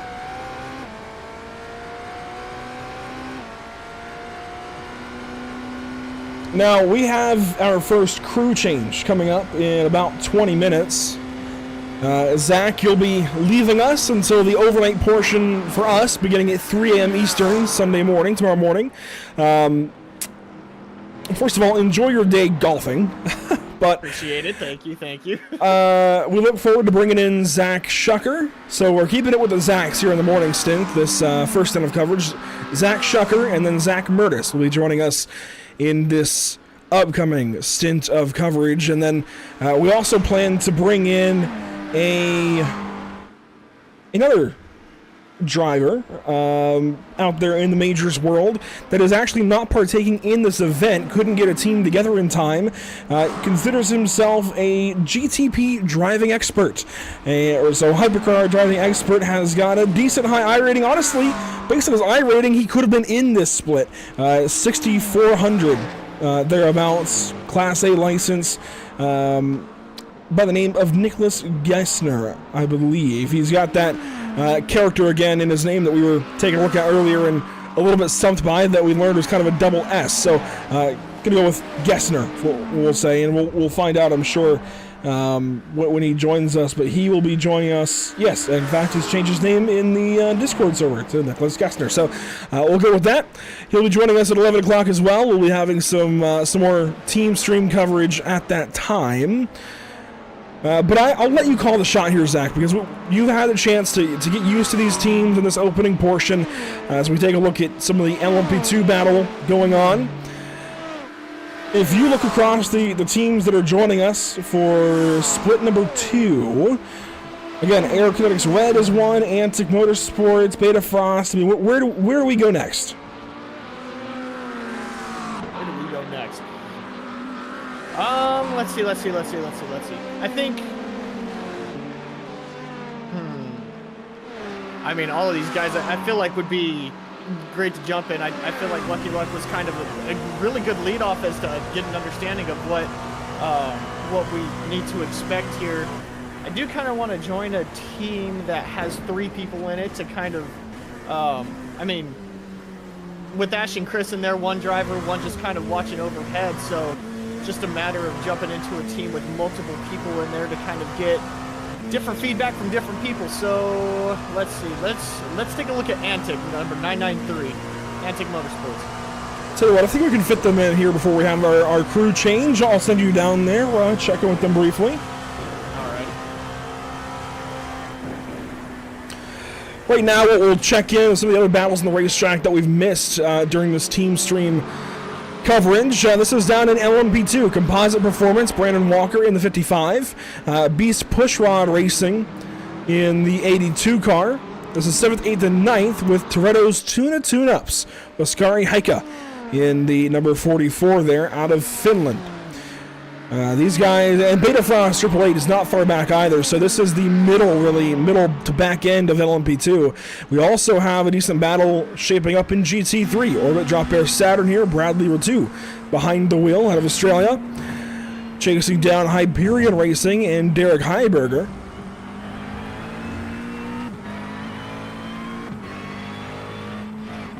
And Zach, how does it look? Are they ready for us?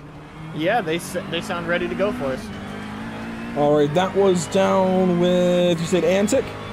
Yes, sir. All right, we'll drop down.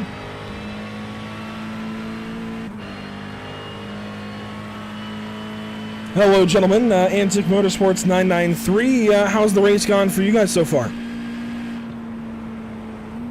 So far it's gone pretty well, I think. No big mistakes for myself just yet, but there's still plenty of time for that to happen. But so far, so good. And you guys sit just behind the battle we were just on, but in one of those top-end McLarens. That's been the talk of GT3 for weeks leading into this event, despite the big update. Why the McLaren, and did the big update a couple of weeks ago shape your choice? I feel like for us as a team, the McLaren was just overall more comfortable through all the tight and twisty stuff. And a lot of us would rather comfortability over speed. It was either between the Mercedes or the McLaren, but ultimately we went with the McLaren. And definitely the new tyre update definitely pushed that choice. I feel like the new tyre update is phenomenal. So. It's a really kind of groundbreaking stuff then in GT3, changing the feel of the car. As you guys have learned in these last couple of weeks, do you want to try and keep the hot tires going into the rain? Do you want to switch a little bit earlier? I mean, how has that been affected as we have rain approaching?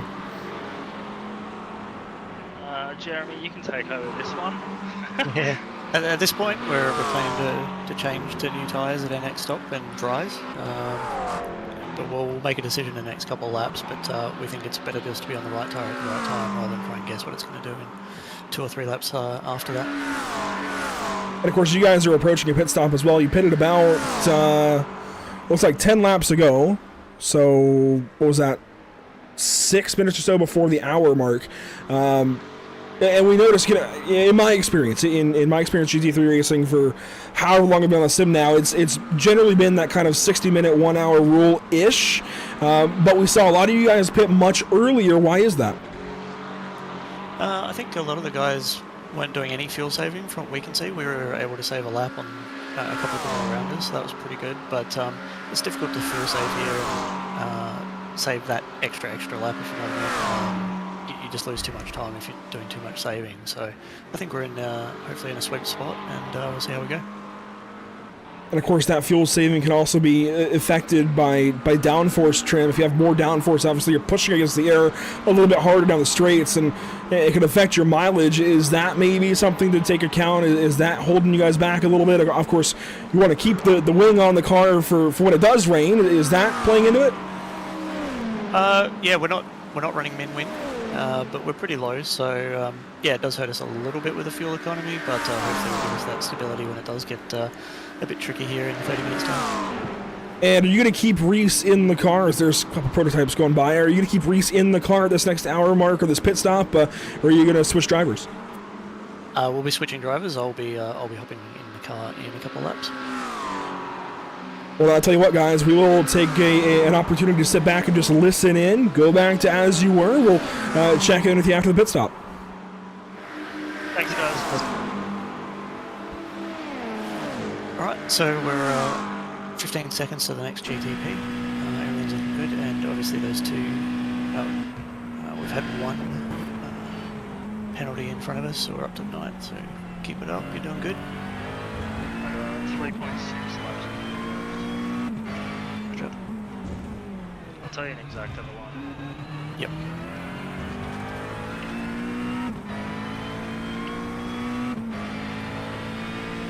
It's only going to be one GTP behind us. Then there's quite a gap to the second place car, so shouldn't be too much drama.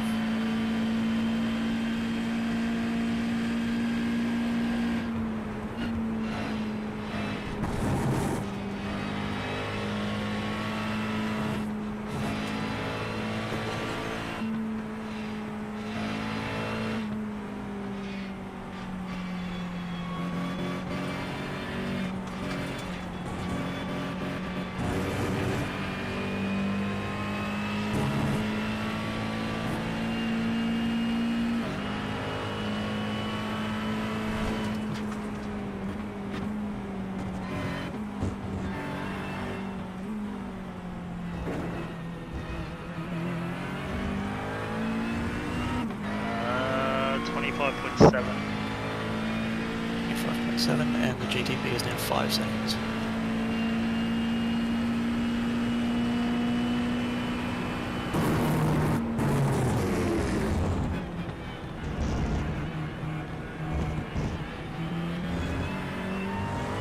You should get me on the new side. Yep.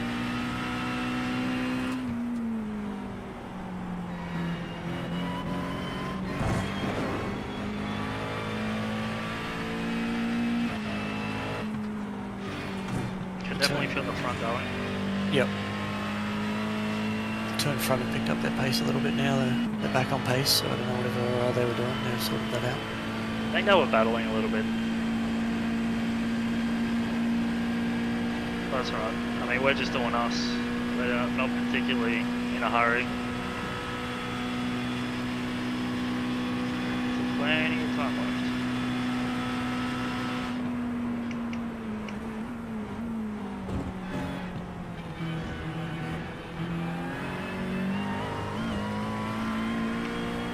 And the 444 came out 10 seconds behind us, so no pressure there.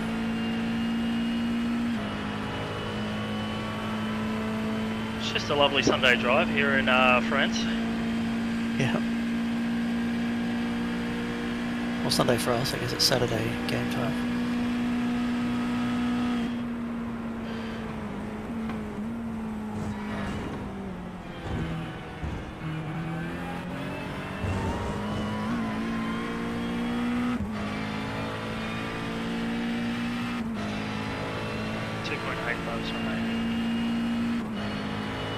Yep, I'm going to go and have a comfort break and I'll be right back.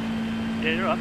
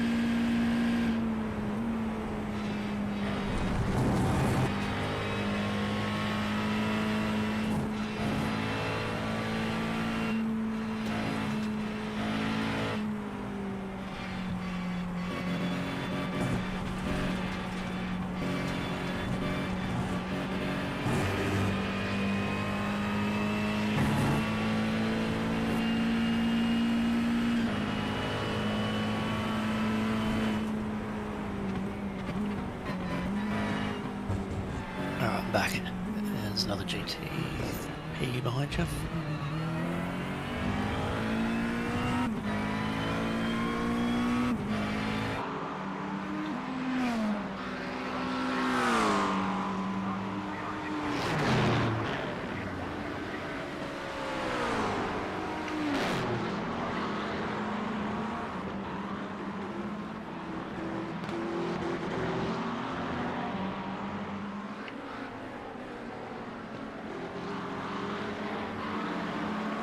He's looking.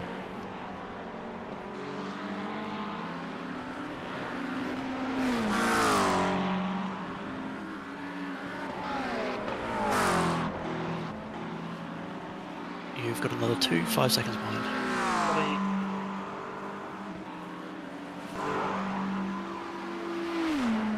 I'll have one more lap after. Roger.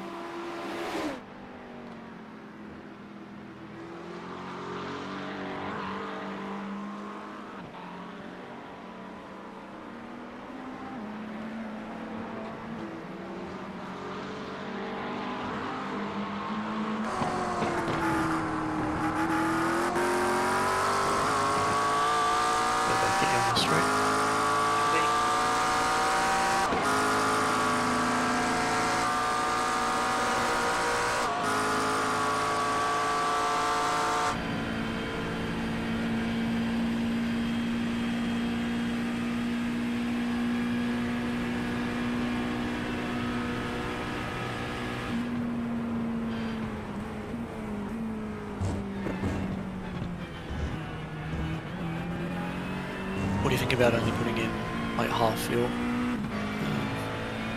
We have to could. change the wets anyway. Well, it depends. It's like do you go half fuel to wets or go full and then go like just no fuel, just change tires. Well, the tyre change will be 20 seconds anyway, so we may as well take 20 seconds of fuel at that second stop. Maybe half might be to go. Yeah, maybe a little bit. How long until rain? 15 minutes. 15 minutes, what? So 2 laps. 3 laps. You'll get 2 laps most likely. Yeah, and then it might just be, it looks like it's light initially, so Maybe 3. maybe we'll put in like 65 or something, that way we get, by the time we pit it'll be like half or something like that.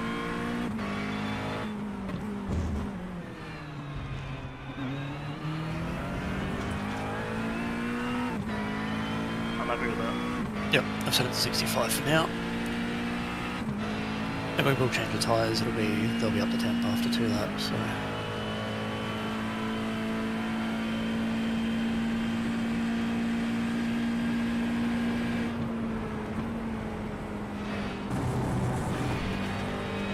It is definitely getting darker though.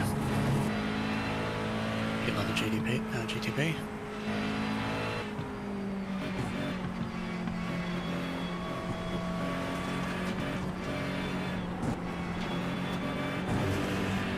And we've got 2 more 3 and 8 seconds back.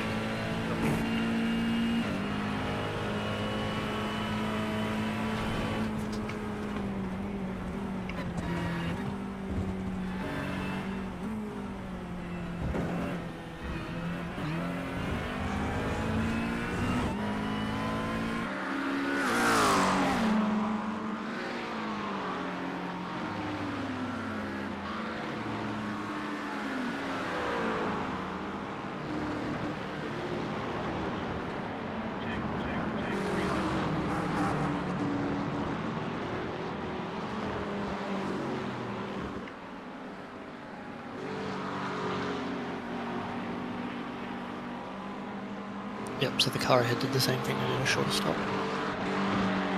It's good. Looks like other people are still going pretty much full fuel. Do you know how long time was? For the car in front, their overall time was 52, so that was about a 20-second stop, so yeah, they took half fuel. Yeah, copy. Sounds good. Good call.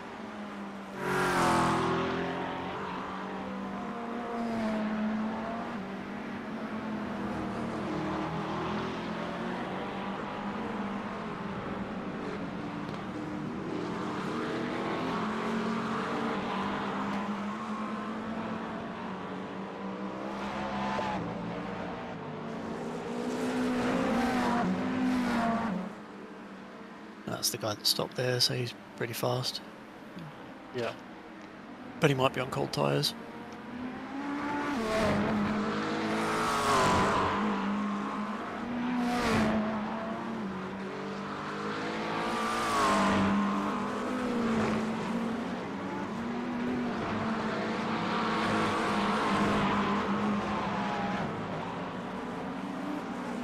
I'm just going to get a slowdown there and cut that heat. Another GTP, and then there's 3 more behind. They should get the next one.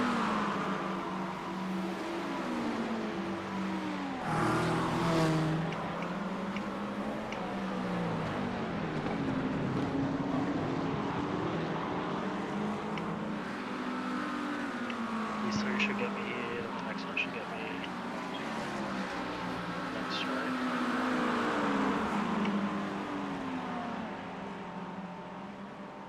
Or maybe 4 should get me, hopefully.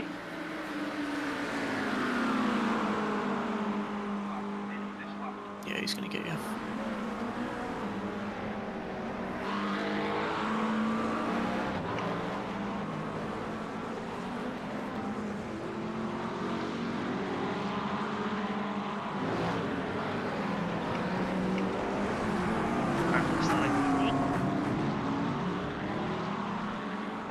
not seeing any drops in my windshield though.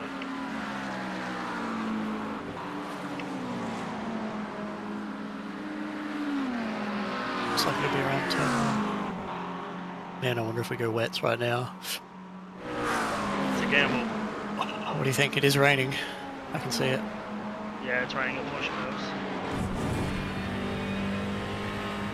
What do you reckon? It's only going to get heavier.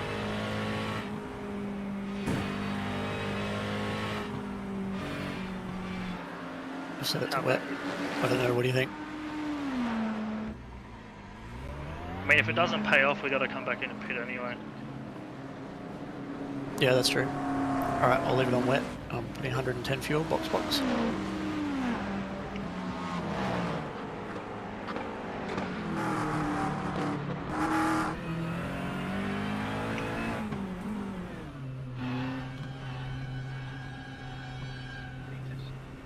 Alright, well, this will be fun. You might want to... Okay, now you put it all the way to 100 a day. Yeah, I mean, why not? If it pays off, then we'll win bigger. Pay off Mega Strat? Question Yep, mark? a couple of other people are putting wets on Evolution, Undercut.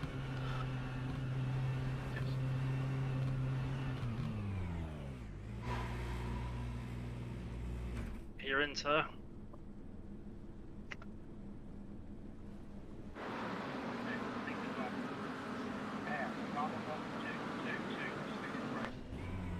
Okay, I'm in, and the pit lane speed limiter is on. Make sure you when it does start becoming wetter, make sure your TC, ABS, all those changes. Yeah, I've set them up to 9 already. May as well be safe. Might pay off here because it's only going to get heavier.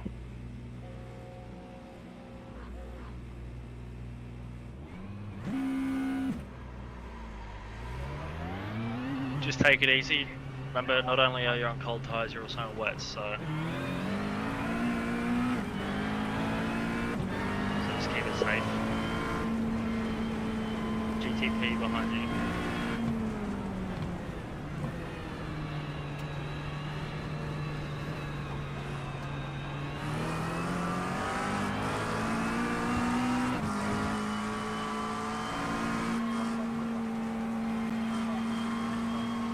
Outside.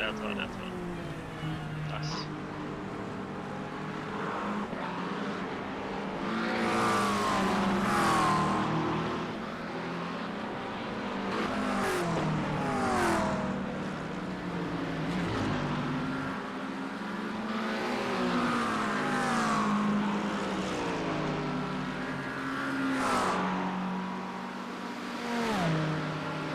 Up behind you is slicks.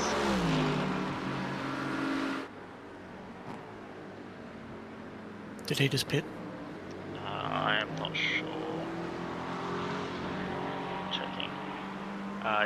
He pitted a lap before, 2 laps before. So if he goes past, let him go past.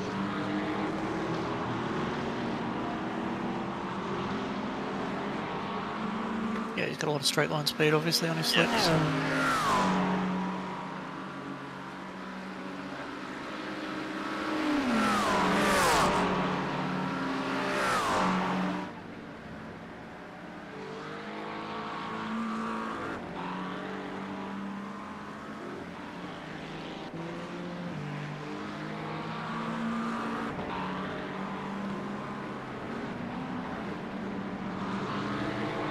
Just take it easy.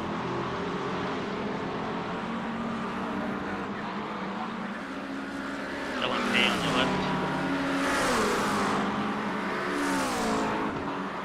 White lines are slipping already. You have 3 seconds until GTP, so get in the next straight.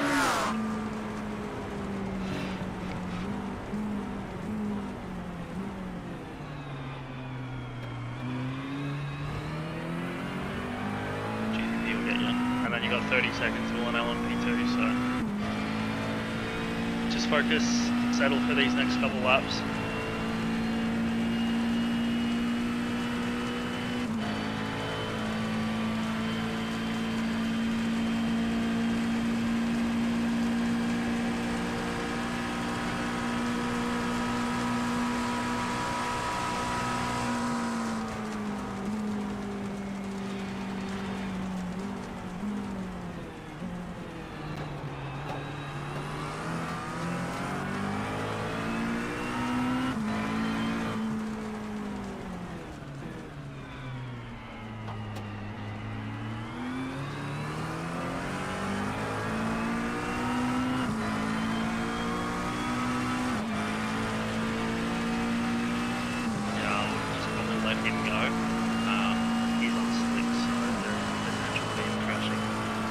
Yep. So let's be very careful.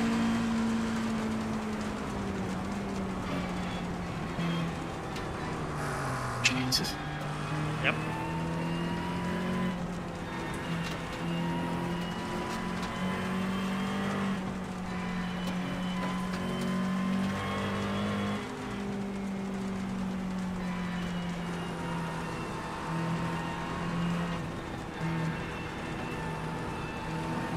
Hopefully it hits. He should be hitting.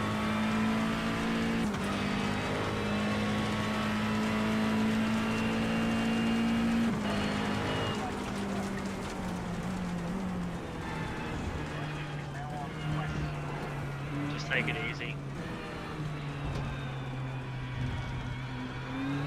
Nice.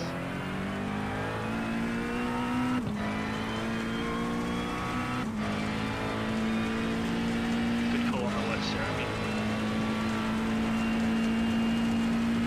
Hey gents, I just wanted to jump back in here real quick. I mean, obviously the rain is coming down just a little bit. I did kind of want to ask, was the car decision kind of as far as a rain choice as well? I think we already touched on it, but I kind of wanted to get a little bit. I wanted to ask again just to get an understanding as you guys are in the rain now. I don't think the McLaren's the best car in the wet, but it is up there. It's one of, I'd say one of the top three. But at the end of the day, it all comes down to how you drive it, really. So as long as we can keep it on track, we should be all right. Yeah, I mean, coming out on to a wet track with cold tires, did that kind of pay any dividends as far as how easy you took it there on that first out lap and going forward? Like, what percentage do you think you had to have to back it down to as far as the rain goes? Like 80% there. That was very gorgeous. Yeah, it's coming out on fresh wets, so they're cold. With this new tire update, they're even colder. And to a slick track, yeah, you have to really dull it down, because like even the slightest bit of rain on these white lines, and you're into a fence. So, well, I guess that lead me into another question. What do you look for as far as like when it comes to rain? Because Le Mans seems to be nothing but paint on the pavement. What do you look for? What do you try to get to getting into the corners with rain tires, all this fun stuff? pretty much just braking off the racing line where the most rubber is down. Other than that, it's kind of just a guessing game. Like, I know in practice sessions I was having trouble trying to find the right braking spots, and I was just squirreling into corners. But I don't know. It's a whole lot of build-up. It's a whole lot of like off testing and everything. But I think the boys have got it nailed down. They're doing pretty well on the wet, so.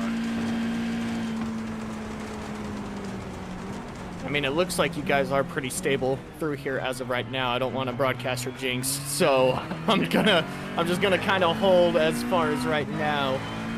I mean, it looks like the rain's gonna be pretty steady as far as what the weather looks to be. It doesn't look like it's gonna get any heavier as of right now. Does that play into any kind of like future decisions, or is this just kind of live for the moment type of race right now? Definitely right now, it's definitely a live for the race. It's concentrate on the next corner, make sure we hit the corner and not a barrier. But we'll see what happens in time. When the time comes, we'll make more decisions. But for now, yeah, it's just make the corner and figure out the next one.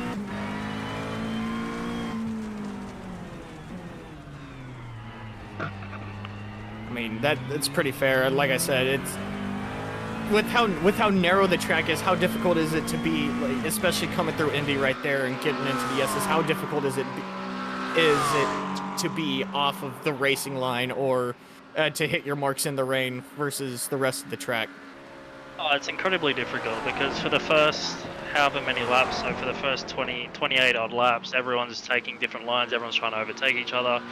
So there's rubber laid down on all parts of the track. I guess it's just finding the one with the least amount to give us more grip for turn in and stay off the racing line for the rest of it, really.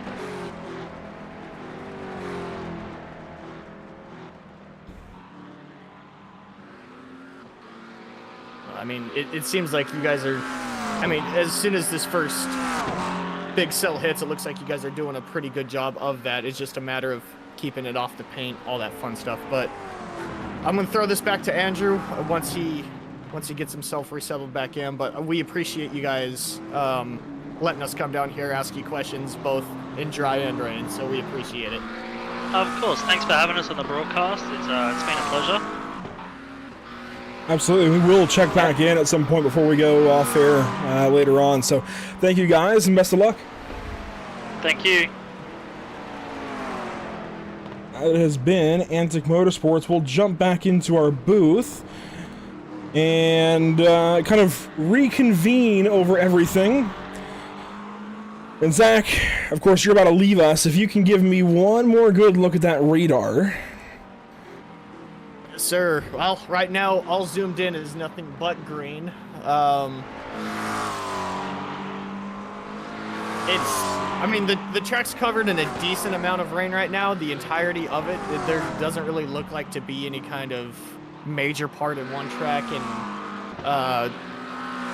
you know, major downfall in one part of the track and light in the other. Everything's just kind of even as it looks right now. So now it's just going to be a matter of how long does it take for this track to puddle up, and when does all the slipping and sliding begin? There we go. There's the radar finally on screen. Very green currently. And yeah, I had to step away for a brief moment there while you were talking to them, but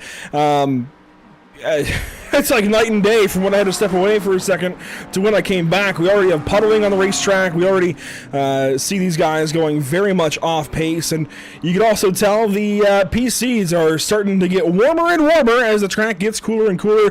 Full weather condition look here briefly with the radar on screen. The track is cooled all the way down as it is officially considered overcast now. Winds still steady about 10-11 miles per hour. Humidity, I'm surprised, it still says 1%.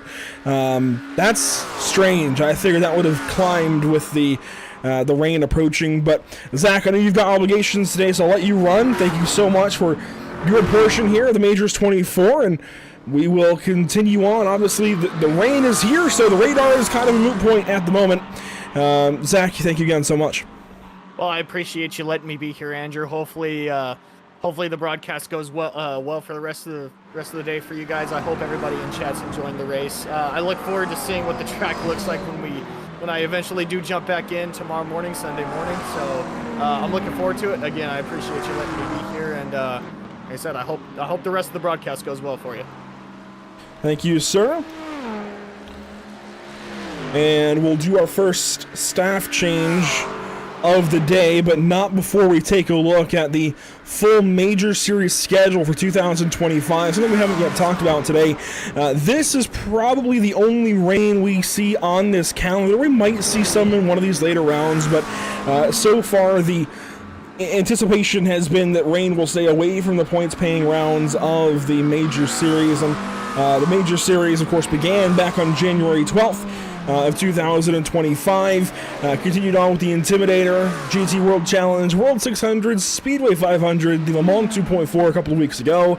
Today, it's the Majors 24, a non-points paying round, and then the GP of Miami. That's the next round coming up next. That is going to be an oval race with the oldest IndyCar here on the iRacing Sim. That'll be round 7, the next points paying round on July 20th. The next road round that we have will be the Petit Le Mans event in September. So that'll be, of course, Road Atlanta, IMSA classes, much like we see here for these Le Mans classes. Same cars, same idea, just a different track for a different length of time in that race. And we'll, of course, continue on through the Southern 500, Bathurst 500, and the Japanese Grand Prix. I'd like to now welcome in Zachary Shucker to the broadcast booth. Of course, Zach, you joined us a little bit last year, and we'll also take this time to bring in a resident hypercar expert in Nicholas Gessner. So I'll start off by flipping over to you. Well, we just saw that spinning hypercar, so I guess I'll pivot. I'll go straight over to you, Nicholas. This is a challenge, obviously. Hypercars in the wet, not easy. Yeah, thanks for having me, first of all. Pleasure to be here. Hope you're all having a great Majors 24 so far. Yeah, I feel like, especially for the starting drivers, we just had like the most stressful part of the race. Obviously, the starting drivers had to do qualifying, the starting phase with the close battles, and obviously the waiting for the rain as well, which we are now fully in. And yeah, GTP in rain is super difficult. Traction control doesn't do a lot. Tires take ages to get up to temperature. No ABS either, so if you get off the rain line, you better start praying. And I'll pivot right over to you, to Zach. Of course, you've got experience in the real world driving, not quite hypercars, of course, but road-going vehicles on a handful of road courses across the Southeast, and I'm sure the rest of the country. The rain line, how much does it change? What exactly are these drivers looking for to be different here on iRacing when the rain hits? At the point where the track is now, you're kind of just searching around trying to get just offline.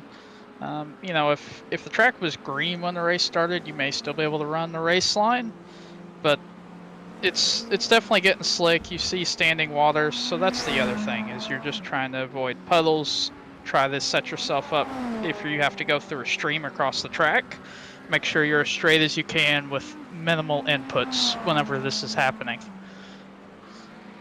And it looks like we have Fury SimSport Blue head to the pit lane here. They'll wrap up their stop with Owen Lund behind the wheel. They're going to drop down the order a little bit, but I want to go through, kind of reset the leader, as we say in broadcasting. We just saw Duncan Dudes. We'll take a look again at Patrick Thompson, who's been behind the wheel for this entirety of this race so far for Duncan Dudes. And, of course, they are stellar so far. Very impressive in their pace. But it's interesting that they've left Patrick in this long. It's not out of the ordinary necessarily, but interesting because that switch from dry to wet is definitely rather stark. Down in LMP2, Aztec Racing and Conrad Kula getting behind the wheel now for the first time. Conrad leading the way in LMP2 by about 11.5 seconds over Three Oceans Racing and Daniel Stringer. And then down to GT3, it's Matthew Bowler for Evolution Racing Team, a McLaren there in car 99, the Logitech livery there. Very, very nice to look at for the Australian. And I'd also like to welcome in one of our regular broadcast partners, Zach Murtis. And Zach, I know you're just getting into this session kind of right into the rain, which is something you have a little bit of familiarity with from Cookout Summer Shootout this year down at the Charlotte Motor Speedway. Completely different in that these are sports cars on an 8.5-mile road course, but it's tricky for sure. Yeah, don't forget that I couldn't afford rain tires, so I went out there on slicks. Well, I'd say Legends tires are probably semi-slicks.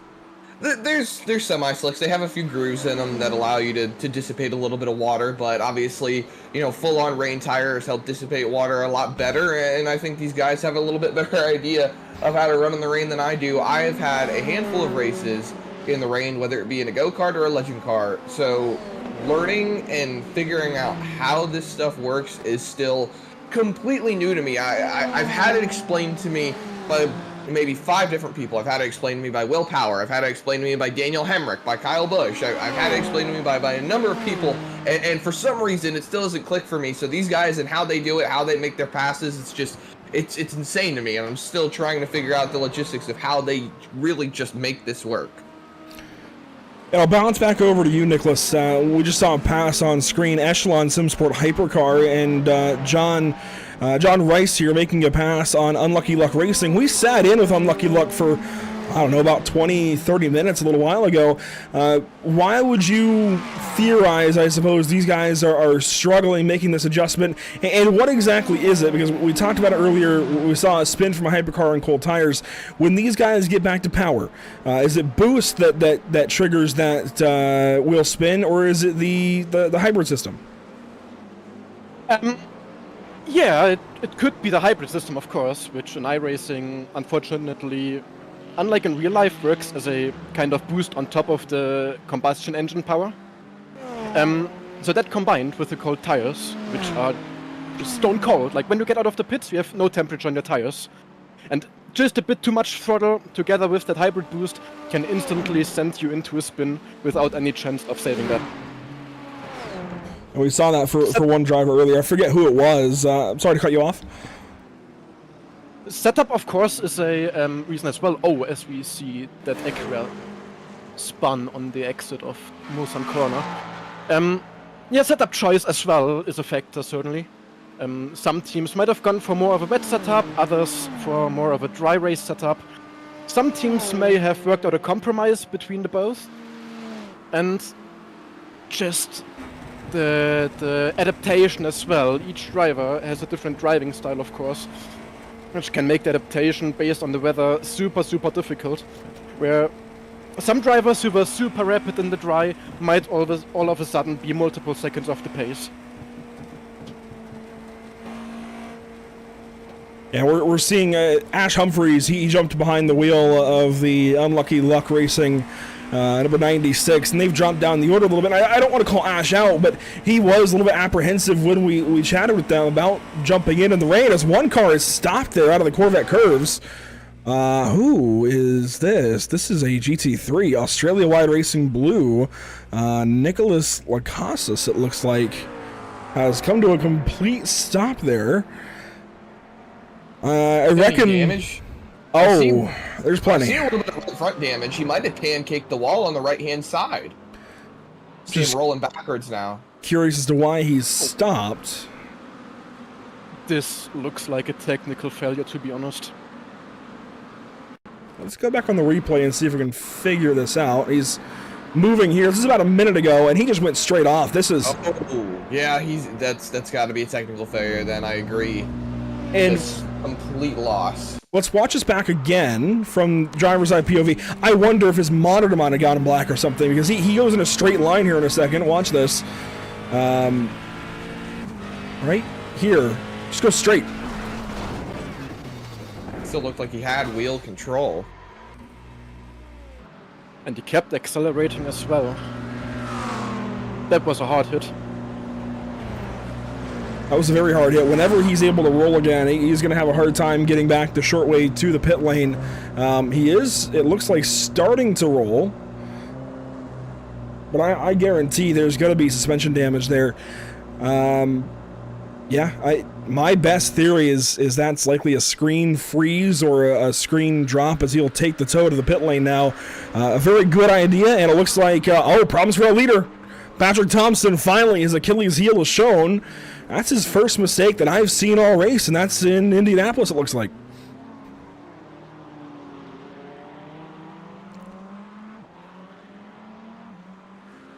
Let's go back and look.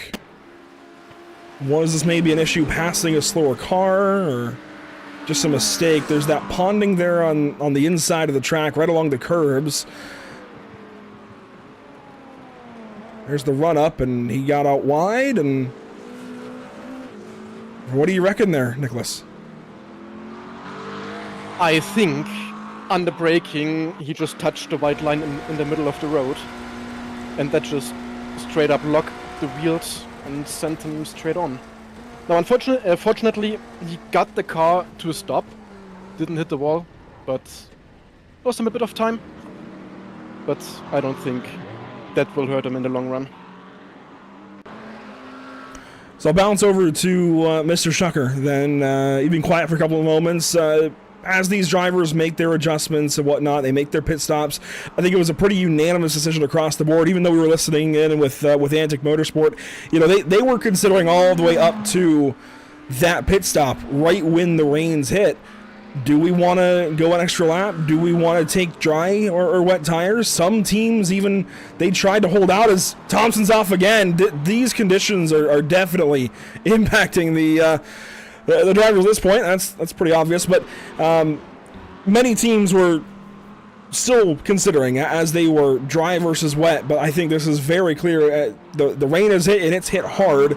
Everybody obviously needs to be on wets at this point, but what do you look for when the track does eventually dry out, Zach? When do you want to make the switch back to dries? Really, once you start getting a dry line forming, you see the spray reduce, where you can kind of follow another car and still visually have some cues. That's a good tool to use, along with the tools in the car. As soon as you have to start making changes back towards your dry settings with things like traction control, your front and rear sway bars if you've adjusted them, those are all signs that, hey, it's transitioning back. along with how the car's acting under braking. Because in the rain right now, the biggest thing I've learned in the past is your brake migration settings have to massively change.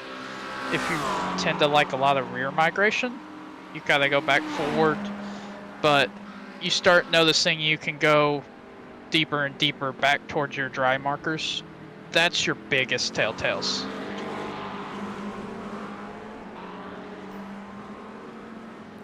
So as these guys settle in the wet now, fully into a very wet period of racing, just going to look around the racetrack again, see what's going on. We do have Samsung Esports in the pit lane for an extended period of time at this point. It's been over 4 minutes. This is pretty big. David Samsung himself is behind the wheel currently. He's a big part of the North American Racing League that we covered here on Pit Stop TV. So let's go back. This is going to take a replay cut or two to get back to where this happens. So bear with us. This is going to be a journey to get back to the replay. Here's that car coming into the pit lane, and I don't see any obvious damage, but clearly they've pitted for some reason.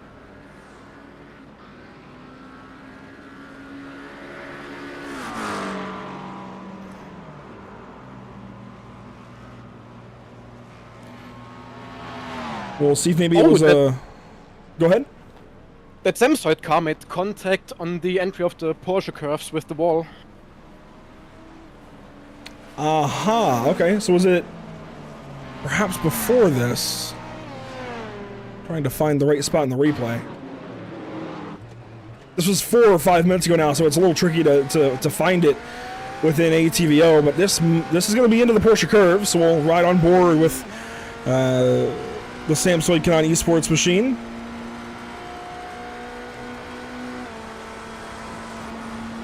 And obviously, visibility is just about nil here. I mean, you can't see much when you're packed up behind somebody. What kind of cues can you look for? As there's the mistake. Wow. Oh wow. Okay.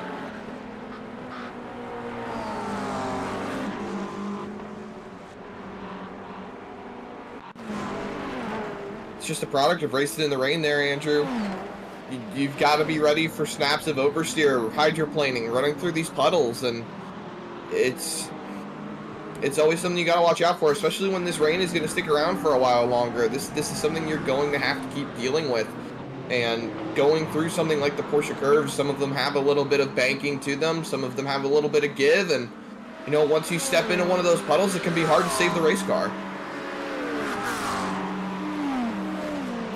So we'll watch this back one more time, then come back to live picture. So, Nicholas, what can you do behind the wheel in this case to limit this happening? Obviously, car hydroplaned a little bit, got out from underneath him. What can you do to try and prevent this?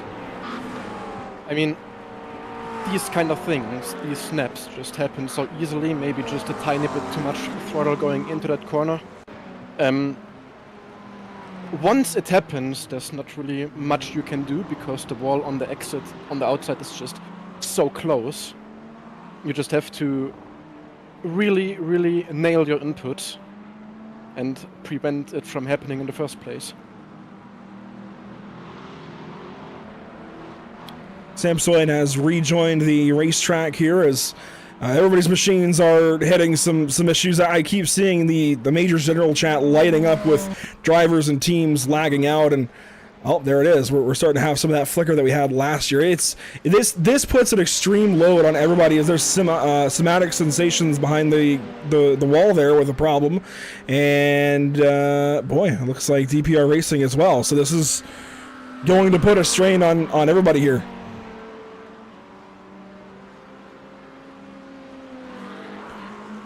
Let's go back up to our leader. This is Duncan Dude's Patrick Thompson.